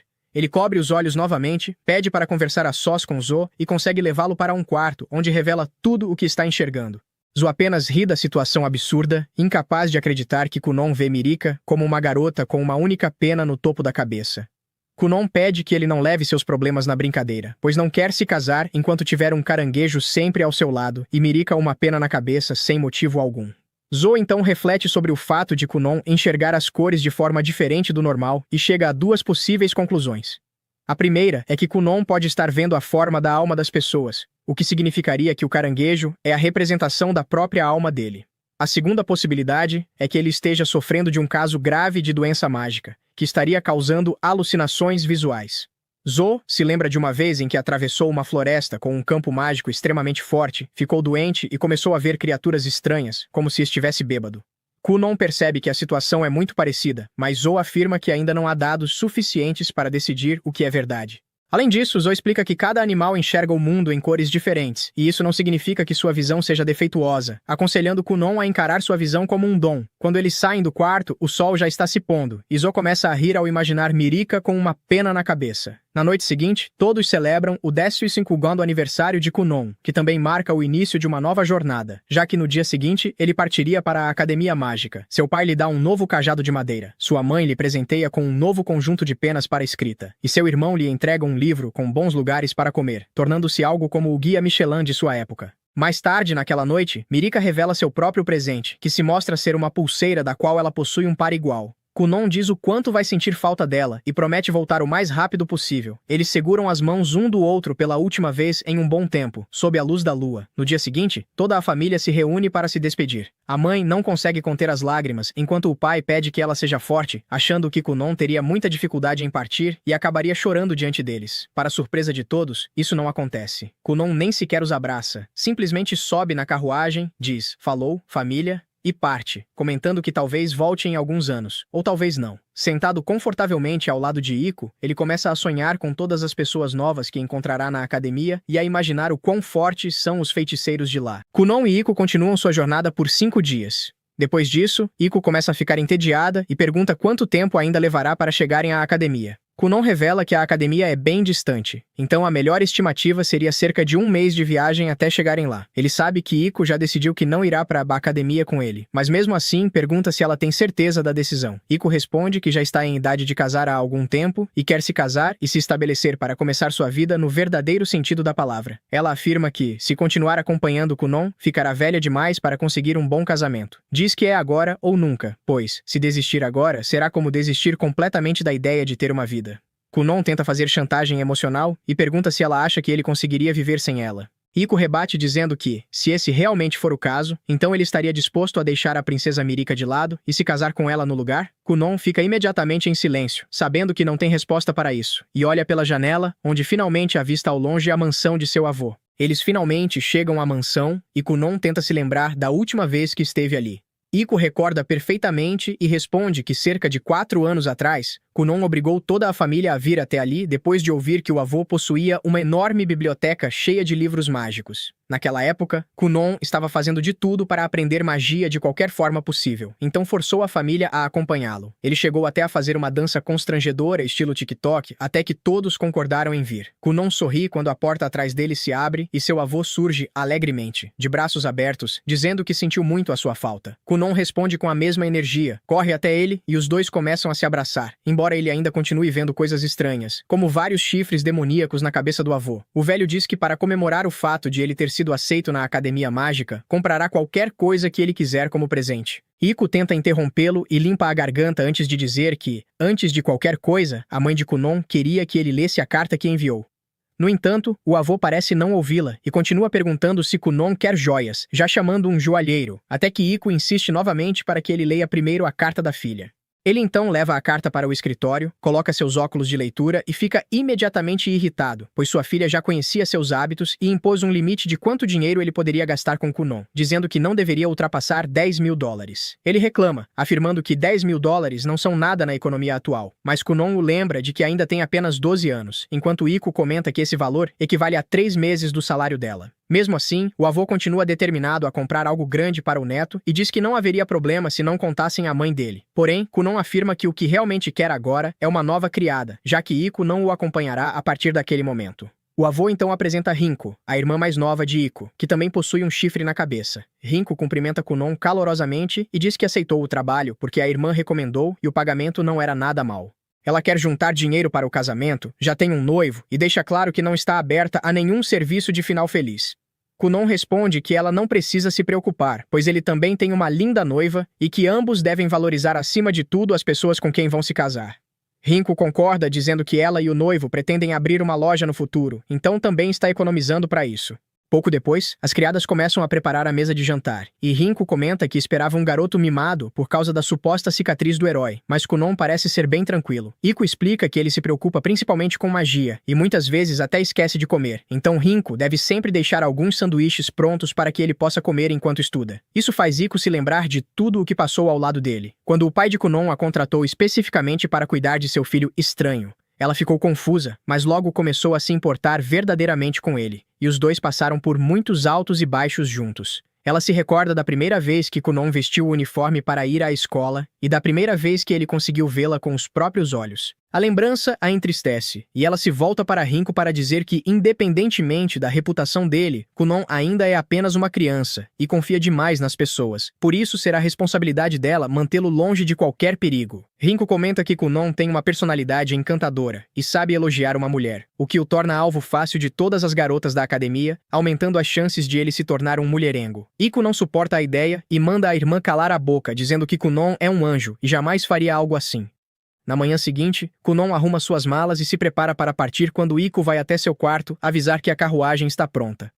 Ele agradece por tudo o que ela fez por ele até agora, dizendo que jamais teria se tornado o homem que é hoje sem ela, e comenta que provavelmente levará alguns anos até que se vejam novamente. Iko diz para ele não se preocupar, pois estará esperando, e que talvez, até lá, já seja uma mulher casada, com um filho próprio. Eles se abraçam, e em seguida, Kunon entra na carruagem ao lado de Rinko. O avô dele implora para que ele fique e viva escondido com ele, mas Kunon não dá ouvidos e põe a carruagem em movimento, deixando o avô e Ieko para trás. Durante o trajeto, ele se vira para Rinko e pergunta se ela realmente está bem em deixar o noivo, já que levará vários anos até que possa vê-lo novamente. Rinko responde que isso não será um problema, pois já conversou com ele sobre a decisão. Como pretendem abrir um negócio juntos, eles precisam de dinheiro. Quando Kunon pergunta que tipo de negócio planejam abrir, Rinko diz que decidiram abrir um restaurante, já que ela gosta de cozinhar. Dia após dia, eles se aproximam do destino até finalmente entrarem no reino de Durashik, conhecido por sua forte ligação com a magia. Ao caminharem pelas ruas, Rinko percebe que toda a cidade parece ter uma temática mágica. Enquanto passam por uma loja, Kunon nota vários livros de magia com aparência interessante e decide entrar para dar uma olhada. Ele fica impressionado com a seleção disponível. Rinko, porém, pergunta o que há de tão especial, já que o avô dele possui uma biblioteca com milhares de livros. Kunon explica que já leu todos os livros da biblioteca do avô, mas que não havia muitos volumes realmente focados em magia, já aquela loja era dedicada exclusivamente a tomos mágicos, e todos eram incrivelmente raros. Quando Rinko pergunta se ele pretende comprar algum, Kunon diz que isso exigiria uma enorme quantia de dinheiro. Ao conferir o preço de um único exemplar, Rinko fica chocada ao ver que pode custar até 5 milhões de dólares. Ela comenta que não ganharia esse valor nem em várias vidas, e que até um quarto dessa quantia já seria suficiente para abrir seu restaurante e ainda várias filiais. Kunon ri e explica que aqueles livros são únicos, por isso custam uma fortuna. Antes que pudessem sair, uma mulher de óculos se aproxima e pergunta a Kunon se ele é um mago e se estuda na Academia Mágica. Ele sorri e responde que, por enquanto, é apenas um candidato. A mulher demonstra grande interesse e pede que ele mostre que tipo de magia sabe usar. Kunon decide impressioná-la e cria um pequeno gato com sua magia, o que faz enorme sucesso, pois ela imediatamente começa a acariciá-lo, dizendo que é uma das coisas mais fofas que já viu. Kunon pergunta se ela também é maga, mas ela responde que não foi abençoada com talento suficiente, embora ame magia, razão pela qual decidiu trabalhar naquela área. Ela comenta ainda que este ano será intenso em Durashik, pois a Santa do Reino Sagrado também irá se matricular. Em seguida mostra um livro dizendo que é a primeira cópia da obra do feiticeiro mais famoso, Zo, e que está disposta a vendê-lo com um grande desconto. Kunon, no entanto, recusa a oferta e sai da loja com Rinko, explicando depois que aquele exemplar provavelmente era uma cópia feita por ele mesmo quando trabalhava com Zo.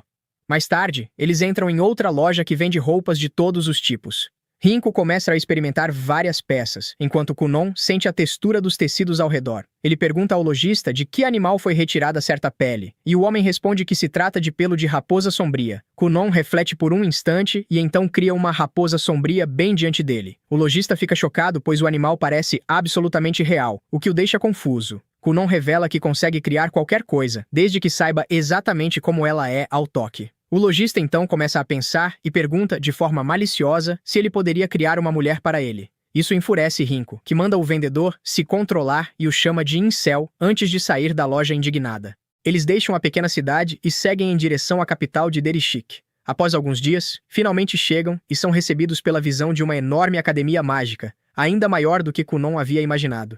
Rinko pergunta onde irão morar, e Kunon diz para ela não se preocupar, pois conseguirão um dormitório onde ela poderá ficar com ele. No entanto, ao entrarem, suas esperanças são destruídas quando a recepcionista informa que todos os dormitórios já estão lotados e que ele deveria ter feito a inscrição com antecedência. Sem saber o que fazer, eles saem da academia, e Rinko sugere que fiquem em um hotel. Kunon responde que pretendem permanecer ali por vários anos e que o hotel seria caro demais. Talvez fosse melhor alugar um quarto. Nesse momento, a recepcionista, chamada Lou, vai atrás deles e entrega alguns panfletos com contatos de corretores imobiliários que podem mostrar propriedades nas redondezas.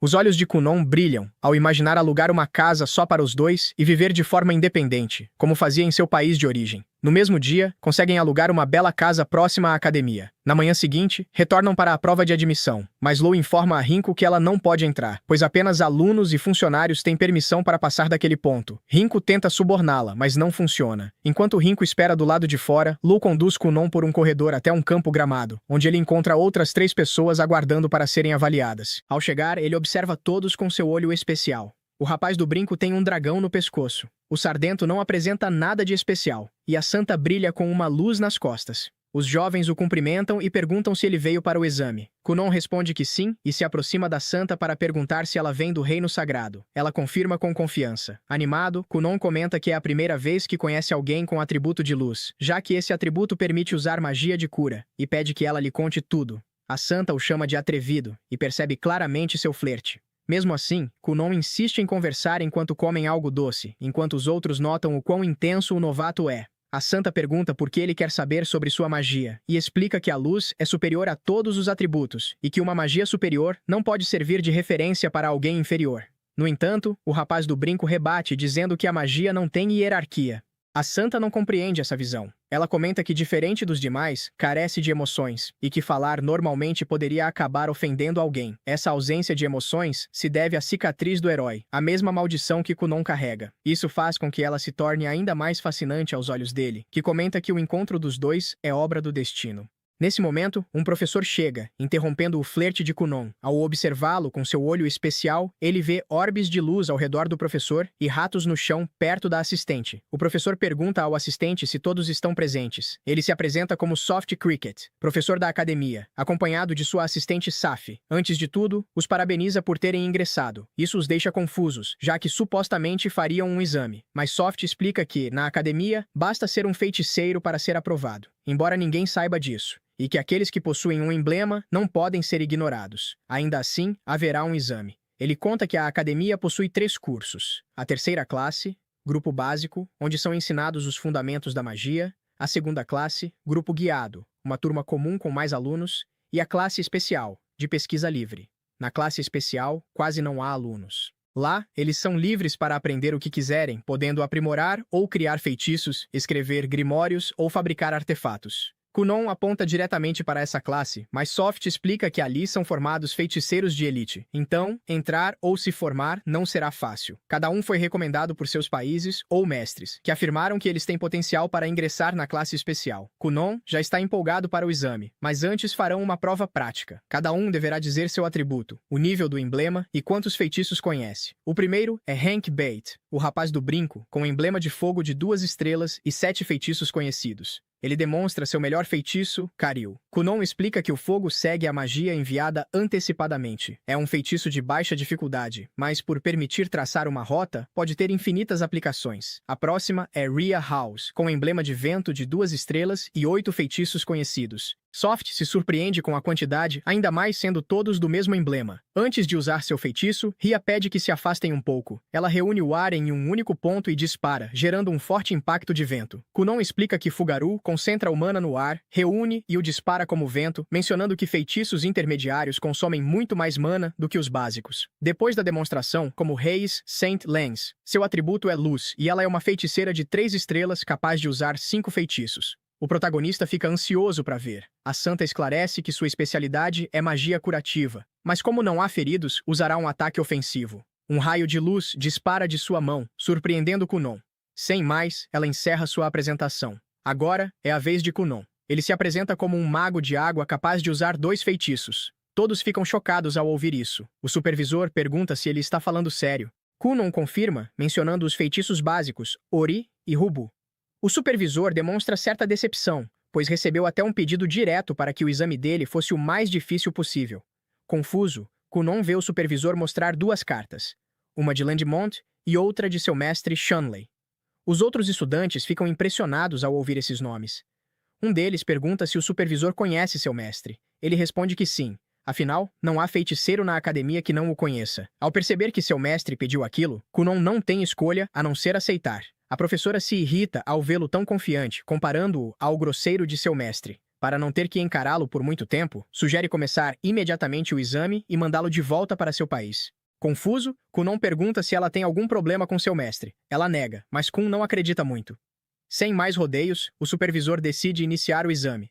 Antes disso, Kunon pede à santa que o observe para que depois possam ir a algum lugar. O supervisor manda que ele se concentre e ativa sua magia, uma barreira de vento de nível intermediário que repele completamente a água. Em seguida, diz que Kunon deverá atravessar o muro. Kunon fica um pouco decepcionado, achando que seria algo mais difícil. O supervisor o desafia a repetir isso depois de conseguir. Então Kunon usa Ori, criando uma grande quantidade de bolhas. O supervisor não se impressiona, dizendo que isso é comum, mas naquele momento, Kunon multiplica as bolhas até formar uma névoa. Logo depois, atinge de vermelho. O supervisor pergunta se isso é tudo. Então, o protagonista usa Ori para criar uma cadeira, senta-se nela e dá o exame por encerrado. Ele revela que pode manter aquele feitiço por 2 dias inteiros, enquanto duvida que o professor consiga sustentar a barreira intermediária por mais de meio dia. Dito isso, permanece sentado e encerra sua prova, deixando todos sem palavras. Soft admite que ele transformou o teste em uma disputa de resistência, onde magias básicas levam vantagem por consumirem menos energia e serem mais fáceis de manter. Assim, ele reconhece a derrota.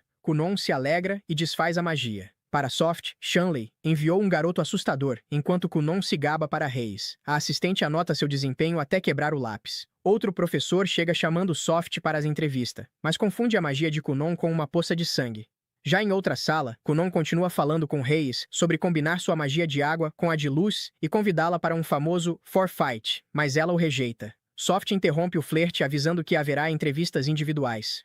Kunon pede que a santa pare de rejeitá-lo, o que faz Saf ter ainda mais vontade de mandá-lo de volta ao seu país. Soft então pede que ele pare de flertar até o fim do exame para manter a paz. Kunon entende e pede desculpas por alvoroçar as damas com seu charme. Começam as entrevistas. O primeiro é Hank. Kunon pergunta a Soft como funciona a entrevista, e ele responde que varia conforme a pessoa. Kunon imagina que perguntarão que tipo de mulher ele gosta, mas aproveita para pedir ao professor algumas explicações sobre magia de vento. Saf chega e chama Reis. Quando ela sai, Kunon pergunta se irão embora após as entrevistas, e Soft confirma. Ele entra em pânico ao pensar em se afastar da santa, e logo também é chamado. Agora ficam apenas Soft e Kunon, e este comenta que teria preferido ficar a sós com uma mulher. Soft responde que ele também. O professor então pergunta se Kunon tinha outro plano caso houvesse limite de tempo. Kun responde que sim. Faria um ataque frontal, fundindo a névoa com o vento para desestabilizar a barreira. Por instinto, percebeu que é mais fácil controlar a magia do oponente por dentro do que por fora, já que a magia está conectada ao usuário, bastando que a água interfira entre eles. Para Kunon, o atributo água é o melhor de todos, mas como ainda não venceu seu mestre, não pode afirmar isso. Por isso, aprenderá tudo o que a academia oferecer para superá-lo. Quando termina, já é sua vez. Safi o leva a uma sala escura. Ele pergunta o que há atrás da porta e sente vento, questionando se é o exterior. Saf diz que ninguém sabe exatamente o que há lá dentro, apenas que é noite. Fascinado, Kunon entra. Lá dentro, tenta usar seu olho de cristal, mas não vê nada. De repente, uma voz pergunta se ele é o aluno de Shanli. Desconcertado, ele se pergunta quando surgiram e por que seu olho não detectou. Ele se apresenta diante de 7 indivíduos. A entidade principal fala sobre Shanli, reconhecido como gênio, e quer saber o que Kunon tem de especial. Enquanto isso, Kunon pede que não se aproximem tanto, afirmando que é comprometido e não deve ficar perto de mulheres. A entidade lembra que ele estava flertando com a santa. Kunon diz que só queria perguntar sobre magia em particular. Ela responde que isso é flerte, mas esclarece que é uma anciã muito mais velha que ele. Kunon afirma que isso não importa, pois um cavalheiro não trata diferente uma mulher por causa da idade e que nela vê apenas uma mulher madura e experiente, com quem teme cometer um deslize. Os demais riem. A anciã suspira e pergunta se ele aprendeu algo naquele dia. Ele responde que sim, muitos feitiços novos que quer tornar seus. Reconhecendo sua energia, ela encerra a entrevista e o designa a classe especial, prometendo que se acumular méritos, ela mesma, a bruxa Grey Roba, o ensinará pessoalmente. Enquanto ela falava, Kunon já estava na porta, pronto para sair, surpreendendo a todos com sua atitude. A anciã se sente levemente magoada, lembrando como Shan se emocionou ao ouvir isso. Sem mais a tratar, ela encerra a reunião e pede aos professores que cuidem bem dos novos alunos. Em outra cena, o supervisor lê a carta de Shanley e observa Kunon se afastar com Rinko, afirmando com convicção que ele se tornará o feiticeiro azul. De volta à anciã, ela reflete sobre Kunon e sua tentativa de usar o olho de cristal, uma magia incompleta que nem ela conhece. Após os exames, a família de Kunon recebe uma carta enviada por Rinko. Os dois pais a leem ansiosos. Na carta, a criada conta que Kunon tirou boas notas e entrou para a classe especial. Seus pais ficam felizes ao saber disso, mas, ao continuarem a leitura e descobrirem que agora ele está sendo visto como um garoto problemático por ter tingido o pátio de vermelho, o pai se enfurece, gritando que é um absurdo causar problemas logo no primeiro dia. Por isso, decide puni-lo, deixando-o sem mesada por um mês. De volta ao nosso protagonista, ele e os demais alunos da classe especial recebem a notícia de que não poderão mais receber mesada e terão que encontrar uma forma de ganhar a própria vida. Diante disso, a santa demonstra sua insatisfação, argumentando que foi até ali para estudar magia e que não tem tempo para se preocupar em ganhar dinheiro. O professor, porém, reforça que a classe especial forma feiticeiros de elite e que um dos requisitos para isso é justamente conseguir se sustentar com a própria magia. Em outras palavras, se não forem capazes de viver de suas habilidades mágicas, jamais se tornarão feiticeiros de primeira linha. Mais tarde, os alunos conversam em particular. A santa revela que recebe 1,5 milhão de necas por mês, valor destinado tanto às suas despesas quanto ao pagamento de seus servos e guarda-costas, mas agora não sabe como resolver a situação. Depois disso, a professora Saf apresenta a cada um seus laboratórios pessoais. Preocupada, Reis pergunta se terão que pagar para utilizá-los. A professora responde que não, porém precisarão comprar seus próprios materiais. Ela explica que são livres para fazer o que quiserem, até mesmo serem preguiçosos, mas caso não atinjam os créditos anuais necessários, serão rebaixados para a segunda classe. Por isso, recomenda que trabalhem com afinco. Essa condição parece bastante interessante para Kunon, já que ele costumava ganhar bem ao lado de seu mestre. Ao perceber que ele se refere a certo professor, Safi se irrita, mas antes disso, Kunon comenta que aquele homem nem costumava pagar por seu trabalho. Ele acrescenta que desde pequeno sempre quis trabalhar como feiticeiro, pois considera isso uma bênção. Todos se surpreendem ao ver que ele já tem tão claro o que deseja para o futuro. Em seguida, Kunon se aproxima de Reis e a convida para comer, querendo ouvir o que ela pretende fazer com seu atributo de luz, mas ela recusa. À tarde, nosso protagonista está deitado no pátio de sua casa, descansando em sua cama de água. Rin o observa com inveja, mas, ao notar que ele parece um pouco desanimado, pergunta o que aconteceu. Kunon conta que a santa recusou todos os seus convites. Ao ouvir isso, Rin o faz sentar à mesa e o repreende por insistir com uma mulher, lembrando-o de que ele está comprometido e que qualquer mal-entendido pode causar problemas. Kunon entende e promete tomar mais cuidado. Deixando o assunto de lado, Rin pergunta se ele ficará bem agora que não receberá mesada. Kunon responde que não terá problemas e acredita que conseguirá pagar o salário dela sem dificuldades. Isso deixa Rin aliviada, e ela vai imediatamente preparar o jantar. Ao mesmo tempo, a santa e suas servas rezam antes da refeição. Nesse momento, Reis comenta que, após consultar a academia, confirmou que está proibido receber ajuda ou doações do reino sagrado. Uma das servas diz que não se importa em ficar sem salário, e Reis agradece, mas logo a criada admite que estava mentindo. Diante do problema, todas começam a buscar uma solução. Consideram usar magia de cura, porém sabem perfeitamente que não podem lucrar com ela. No dia seguinte, Reis chega à escola bastante estressada. No corredor, encontra uma fila de alunos confusos. Aproxima-se de Hila e Han para perguntar o que está acontecendo, e eles explicam que Kunon acabou de abrir um negócio. Assim, vemos o protagonista alugando suas camas de água, garantindo um descanso revigorante em menos de uma hora. Reis fica impressionada. Até mesmo os professores, ao perceberem que a ideia realmente funciona, pedem que ele ofereça o serviço exclusivamente para eles. Surf chega a oferecer um laboratório completamente vazio, apenas para Kunon. Ele hesita, achando inadequado cobrar de um professor, mas Surf diz para não se preocupar, que ele resolverá isso. Dessa forma, Kunon expande seu negócio. Após cerca de uma hora, as pessoas que utilizam o serviço dão depoimentos afirmando se sentir renovadas, como se as 3 noites sem dormir jamais tivessem existido. Um professor, inclusive, comenta que aquilo é algo divino.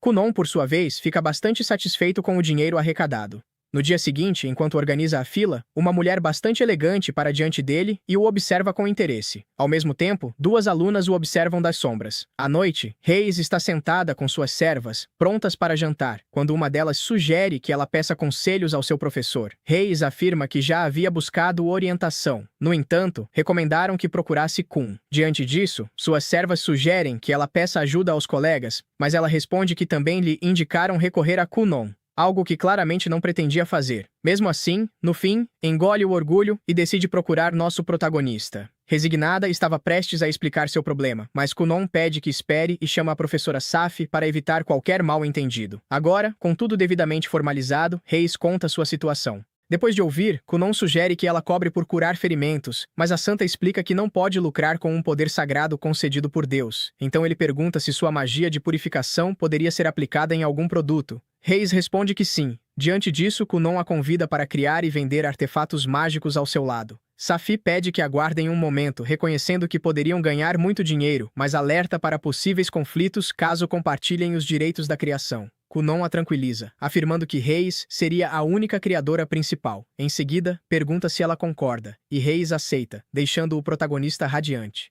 O primeiro passo é conversar com a professora Surya, usuária do atributo Luz. Ela lhes entrega um cofre contendo sementes de Xixirula. Kunon explica a Reis que pretendem cultivá-las. A santa considera isso impossível, pois a erva espiritual, Xixirula, só cresce em terras sagradas. Kunon então explica que, justamente por isso, ela utilizará sua magia de purificação para criar uma barreira, permitindo formar uma terra sagrada artificial. A professora acrescenta que as condições de uma terra sagrada e a proteção oferecida pela barreira têm muitas semelhanças, então vale a tentativa. Assim, Reis inicia o processo, ergue a barreira e, após alguns segundos, brotos começam a emergir da terra. Ao ver que funcionou, todos comemoram. Kunon se apressa em anotar cada detalhe do progresso, visivelmente empolgado. A santa, observando isso, entende que ele sempre quis apenas experimentar e pesquisar, nunca foi flerte. Então pergunta qual será o próximo passo.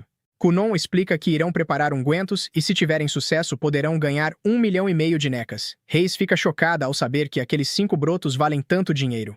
Observando Kunon, reconhece seu engenho, pois, diferente dela, ele conseguiu bolar tudo em pouquíssimo tempo usando magia. A professora o parabeniza por não ter desperdiçado o 1.000.000 de necas investido nas sementes. Confusa, a santa descobre que cada semente custava 200.000 necas e que Kunon fez um acordo. Se conseguissem cultivá-las e entregar um relatório, seriam gratuitas. Se falhassem, ele pagaria tudo. Isso comove Reis, que sente certa culpa, mas Kunon apenas pede que ela lhe agradeça. Os brotos florescem com sucesso, e eles preparam as pílulas misturando as pétalas com erva seca e utilizando álcool no processo. Depois, um mercador compra toda a produção por 2 milhões de necas. Eles comemoram jantando juntos, e Kunon ainda garante um contrato de longo prazo com o Grêmio.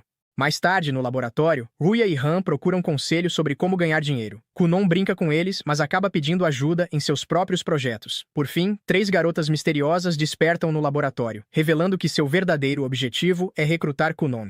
Kunon, em um novo dia, apresenta seu novo produto aos professores. Um rato pelado que permite que as pessoas durmam mais tranquilamente ao acariciá-lo. Ele oferece que os professores experimentem, mas eles recusam, pois ainda precisam trabalhar. Sendo assim, Kunon decide ir para o laboratório para abrir seu negócio. Enquanto isso, os professores comentam sobre ele, pois não conseguem acreditar que ele conseguiu criar um negócio em tão pouco tempo e ainda ajudou seus colegas a iniciarem os próprios empreendimentos. Surpresos com sua capacidade, eles têm certeza de que é apenas uma questão de tempo até que as facções comecem a se mover por causa dele. Nesse momento, as 3 garotas do outro dia abrem a porta perguntando por Kunon. Os professores dizem que ele já foi trabalhar. Ao ouvir isso, as garotas se desculpam e saem para procurá-lo. Em seguida, vemos nosso protagonista mostrando seu novo produto para os alunos. Eles não hesitam em pagar o preço que ele pede, então em poucos minutos o negócio fica lotado. Quando Kunon pendura o aviso, ele sente um cheiro de carvão vindo da janela. Ao olhar para fora, vê Han cozinhando. Nosso protagonista se aproxima e pergunta se ele queimou tudo de novo. Nesse instante, as garotas chegam ao local de trabalho de Kunon, mas não o encontram, mesmo procurando por diferentes salas. Enquanto isso, Kunon explica a Hank como fazer bacon, já que percebeu que ele estava queimando a comida. Depois de dar alguns pequenos conselhos, ele vai até Ria, que estava prestes a cair de uma grande altura. Por sorte, Kunon consegue salvá-lo usando sua magia de água. Depois disso, eles vão até o refeitório para pedir que os cozinheiros preparem sanduíches usando o bacon queimado, pois, como pessoas responsáveis, não querem desperdiçar comida. Assim, enquanto procuram outro lugar para comer, acabam encontrando Reis. Reis vê os sanduíches que Kunon está carregando e sugere que todos comam juntos. Porém, quando provam o sanduíche, todos ficam enojados com o quanto ele está queimado. Ao mesmo tempo, as 3 garotas das facções decidem esperar Kunon na fila com a esperança de encontrá-lo. Por sorte, depois de alguns minutos, Kunon chega ao local. Ao vê-lo, as garotas correm para falar com ele, mas os outros alunos reclamam e exigem que elas esperem sua vez. Assim, os alunos vão passando na fila. E, finalmente, restam apenas as 3. No entanto, quando estavam prestes a recrutá-lo, elas veem o cartaz com um novo produto. Imediatamente se esquecem do objetivo principal e decidem aproveitar uma sessão completa. Agora, a cena muda para Hank e Ruya, que aos poucos começam a progredir em seus trabalhos. Reis mostra seus cultivos para a professora, que a parabeniza pelo excelente trabalho. Reis agradece, mas questiona o fato de precisarem ganhar dinheiro usando magia. Diante disso, a professora explica que, devido à falta de experiência deles, as pessoas de fora poderiam enganá-los e usar sua magia para fazer coisas ruins. Por isso, o papel da academia é permitir que eles conheçam o mundo através do trabalho, formando assim feiticeiros que saibam usar esse poder da maneira correta. Depois de explicar, ela pergunta se Reis consegue aceitar isso agora. Reis responde que sim. Mais aliviada, a professora comenta que agora só precisa avaliar Ruila e Hank. Reis garante que eles ficarão bem, pois estão com Kunon. A professora então pergunta se ninguém se aproximou dela, já que justamente naquele dia foi liberado o recrutamento das facções. Reis responde que não, o que parece estranho para a professora. Em seguida, vemos as diferentes facções, e como todos os líderes estão esperando pelo retorno de suas recrutadoras. Enquanto isso, nossos protagonistas finalmente se preparam para comer. Nesse momento, Reaya começa a falar sobre as facções. Kunon pergunta o que são, e os outros explicam que são organizações formadas por alunos da classe especial. Eles também explicam que as 3 principais facções são habilidade, harmonia e racionalidade. Hank acrescenta que os professores normalmente não interferem nesses assuntos. Ao ouvir Hank falar com tanta segurança, Kunon comenta que ele parece muito bem informado. Hank revela que, há algum tempo, foi assistente de um professor. Mesmo com todas essas explicações, Kunon ainda tem dúvidas se quer entrar em uma facção. Hank então diz que é importante participar de uma, principalmente quando realizam experimentos que exigem muitas pessoas. Ao pensar nisso, Kunon imagina estar cercado por várias mulheres, o que o faz considerar a ideia com mais interesse. Depois dessa breve conversa, eles finalmente decidem provar os sanduíches. Todos dão uma mordida, mas desta vez vez, percebem que o bacon está cru e extremamente salgado. Enquanto isso, nas facções, os líderes repreendem as recrutadoras e exigem uma explicação. Todas se defendem dizendo que não conseguiram resistir à magia de Kunon. Isso chama ainda mais a atenção dos líderes, que decidem ir pessoalmente recrutá-lo. No caminho, os 3 líderes acabam se encontrando e, ao perceberem que todos estão indo atrás de Kunon, decidem resolver a ordem de recrutamento com um confronto entre eles. Enquanto isso, Hank já está cansado por não conseguir progresso em seu trabalho. Kunon o lembra de que, se ele não terminar a tarefa, não receberá pagamento nem créditos. Hank responde que sabe disso e volta a se concentrar na cozinha. Ao mesmo tempo, Huila continua treinando para aprender a voar. Kunon se aproxima e, para evitar que ele se machuque, o envolve com uma bolha de água. Huila fica impressionado ao ver a habilidade de Kunon e então conta um pouco sobre seu passado. Ele explica que nasceu em uma família pequena composta apenas por homens e que, em sua região, era considerado o melhor feiticeiro. Por causa disso, sempre acreditou que um dia se tornaria um verdadeiro feiticeiro. Agora, porém, ele percebe que vivia dentro de uma espécie de bolha e que o mundo é muito maior do que imaginava. Mesmo assim, quer continuar se esforçando para que o sacrifício de seus pais tenha valido a pena. Nesse momento, eles começam a ouvir explosões e relâmpagos ao longe. No começo, eles acreditam que os sons são apenas experimentos acontecendo na academia. Porém, na realidade, são os líderes das facções lutando entre si. Enquanto isso, Hank continua tentando cozinhar bacon, mas ainda não consegue fazer direito. Kunon se aproxima e comenta que se ele continuar assim, vai acabar deixando a carne crua. Confuso, Hank lembra que já foi assistente de um professor. Kunon responde que sabe disso, mas explica que isso apenas significa que ele conhece a teoria. Em seguida, Kunon comenta algo importante. Agora, Hank não é mais apenas um assistente, então pode experimentar livremente. Ele explica que o fogo pode mudar, pode ter outra cor, outra intensidade e até mesmo outro cheiro. Basta tentar diferentes maneiras de usá-lo. Nesse momento, chamam Kunon para atender um professor e, antes de ir, Hank pergunta se ele aprendeu tudo aquilo com Xionli. O protagonista responde que não, que aprendeu com sua primeira mestra, que lhe ensinou que a imaginação também é um talento. Essas palavras acabam motivando Hank, então ele começa a experimentar com o fogo, mudando sua cor e intensidade. Cada tentativa o deixa ainda mais animado. Enquanto isso, um aluno da facção Harmonia se aproxima para tentar recrutá-lo, e Ruia também recebe um convite de outra estudante. Mais tarde, todos se reúnem para comer. Desta vez, os sanduíches ficam bons e todos comemoram o resultado. Kunon parabeniza Hank, mas ele já foi além. Conseguiu preparar até diferentes tipos de carne. Depois, eles levam a comida até o refeitório e fazem um acordo com o cozinheiro para vendê-la todos os dias. Mais tarde, ao voltarem para seus quartos, começam a conversar sobre as facções. Todos contam que receberam convites para se juntar a alguma delas, mas Kunon fica surpreso porque ninguém o chamou. Seus amigos dizem que provavelmente as facções estão brigando por ele, e é exatamente isso que está acontecendo. Os líderes das facções acabam completamente exaustos depois da luta. Mesmo assim, o líder da facção Habilidade consegue se levantar primeiro, o que significa que será o primeiro a tentar recrutar Kunon. Sem perder tempo, ele decide enviar a garota mais popular de sua facção para convencê-lo a se juntar a eles. Por fim, comentar a palavra prometido, para mostrar que assistiu até o final.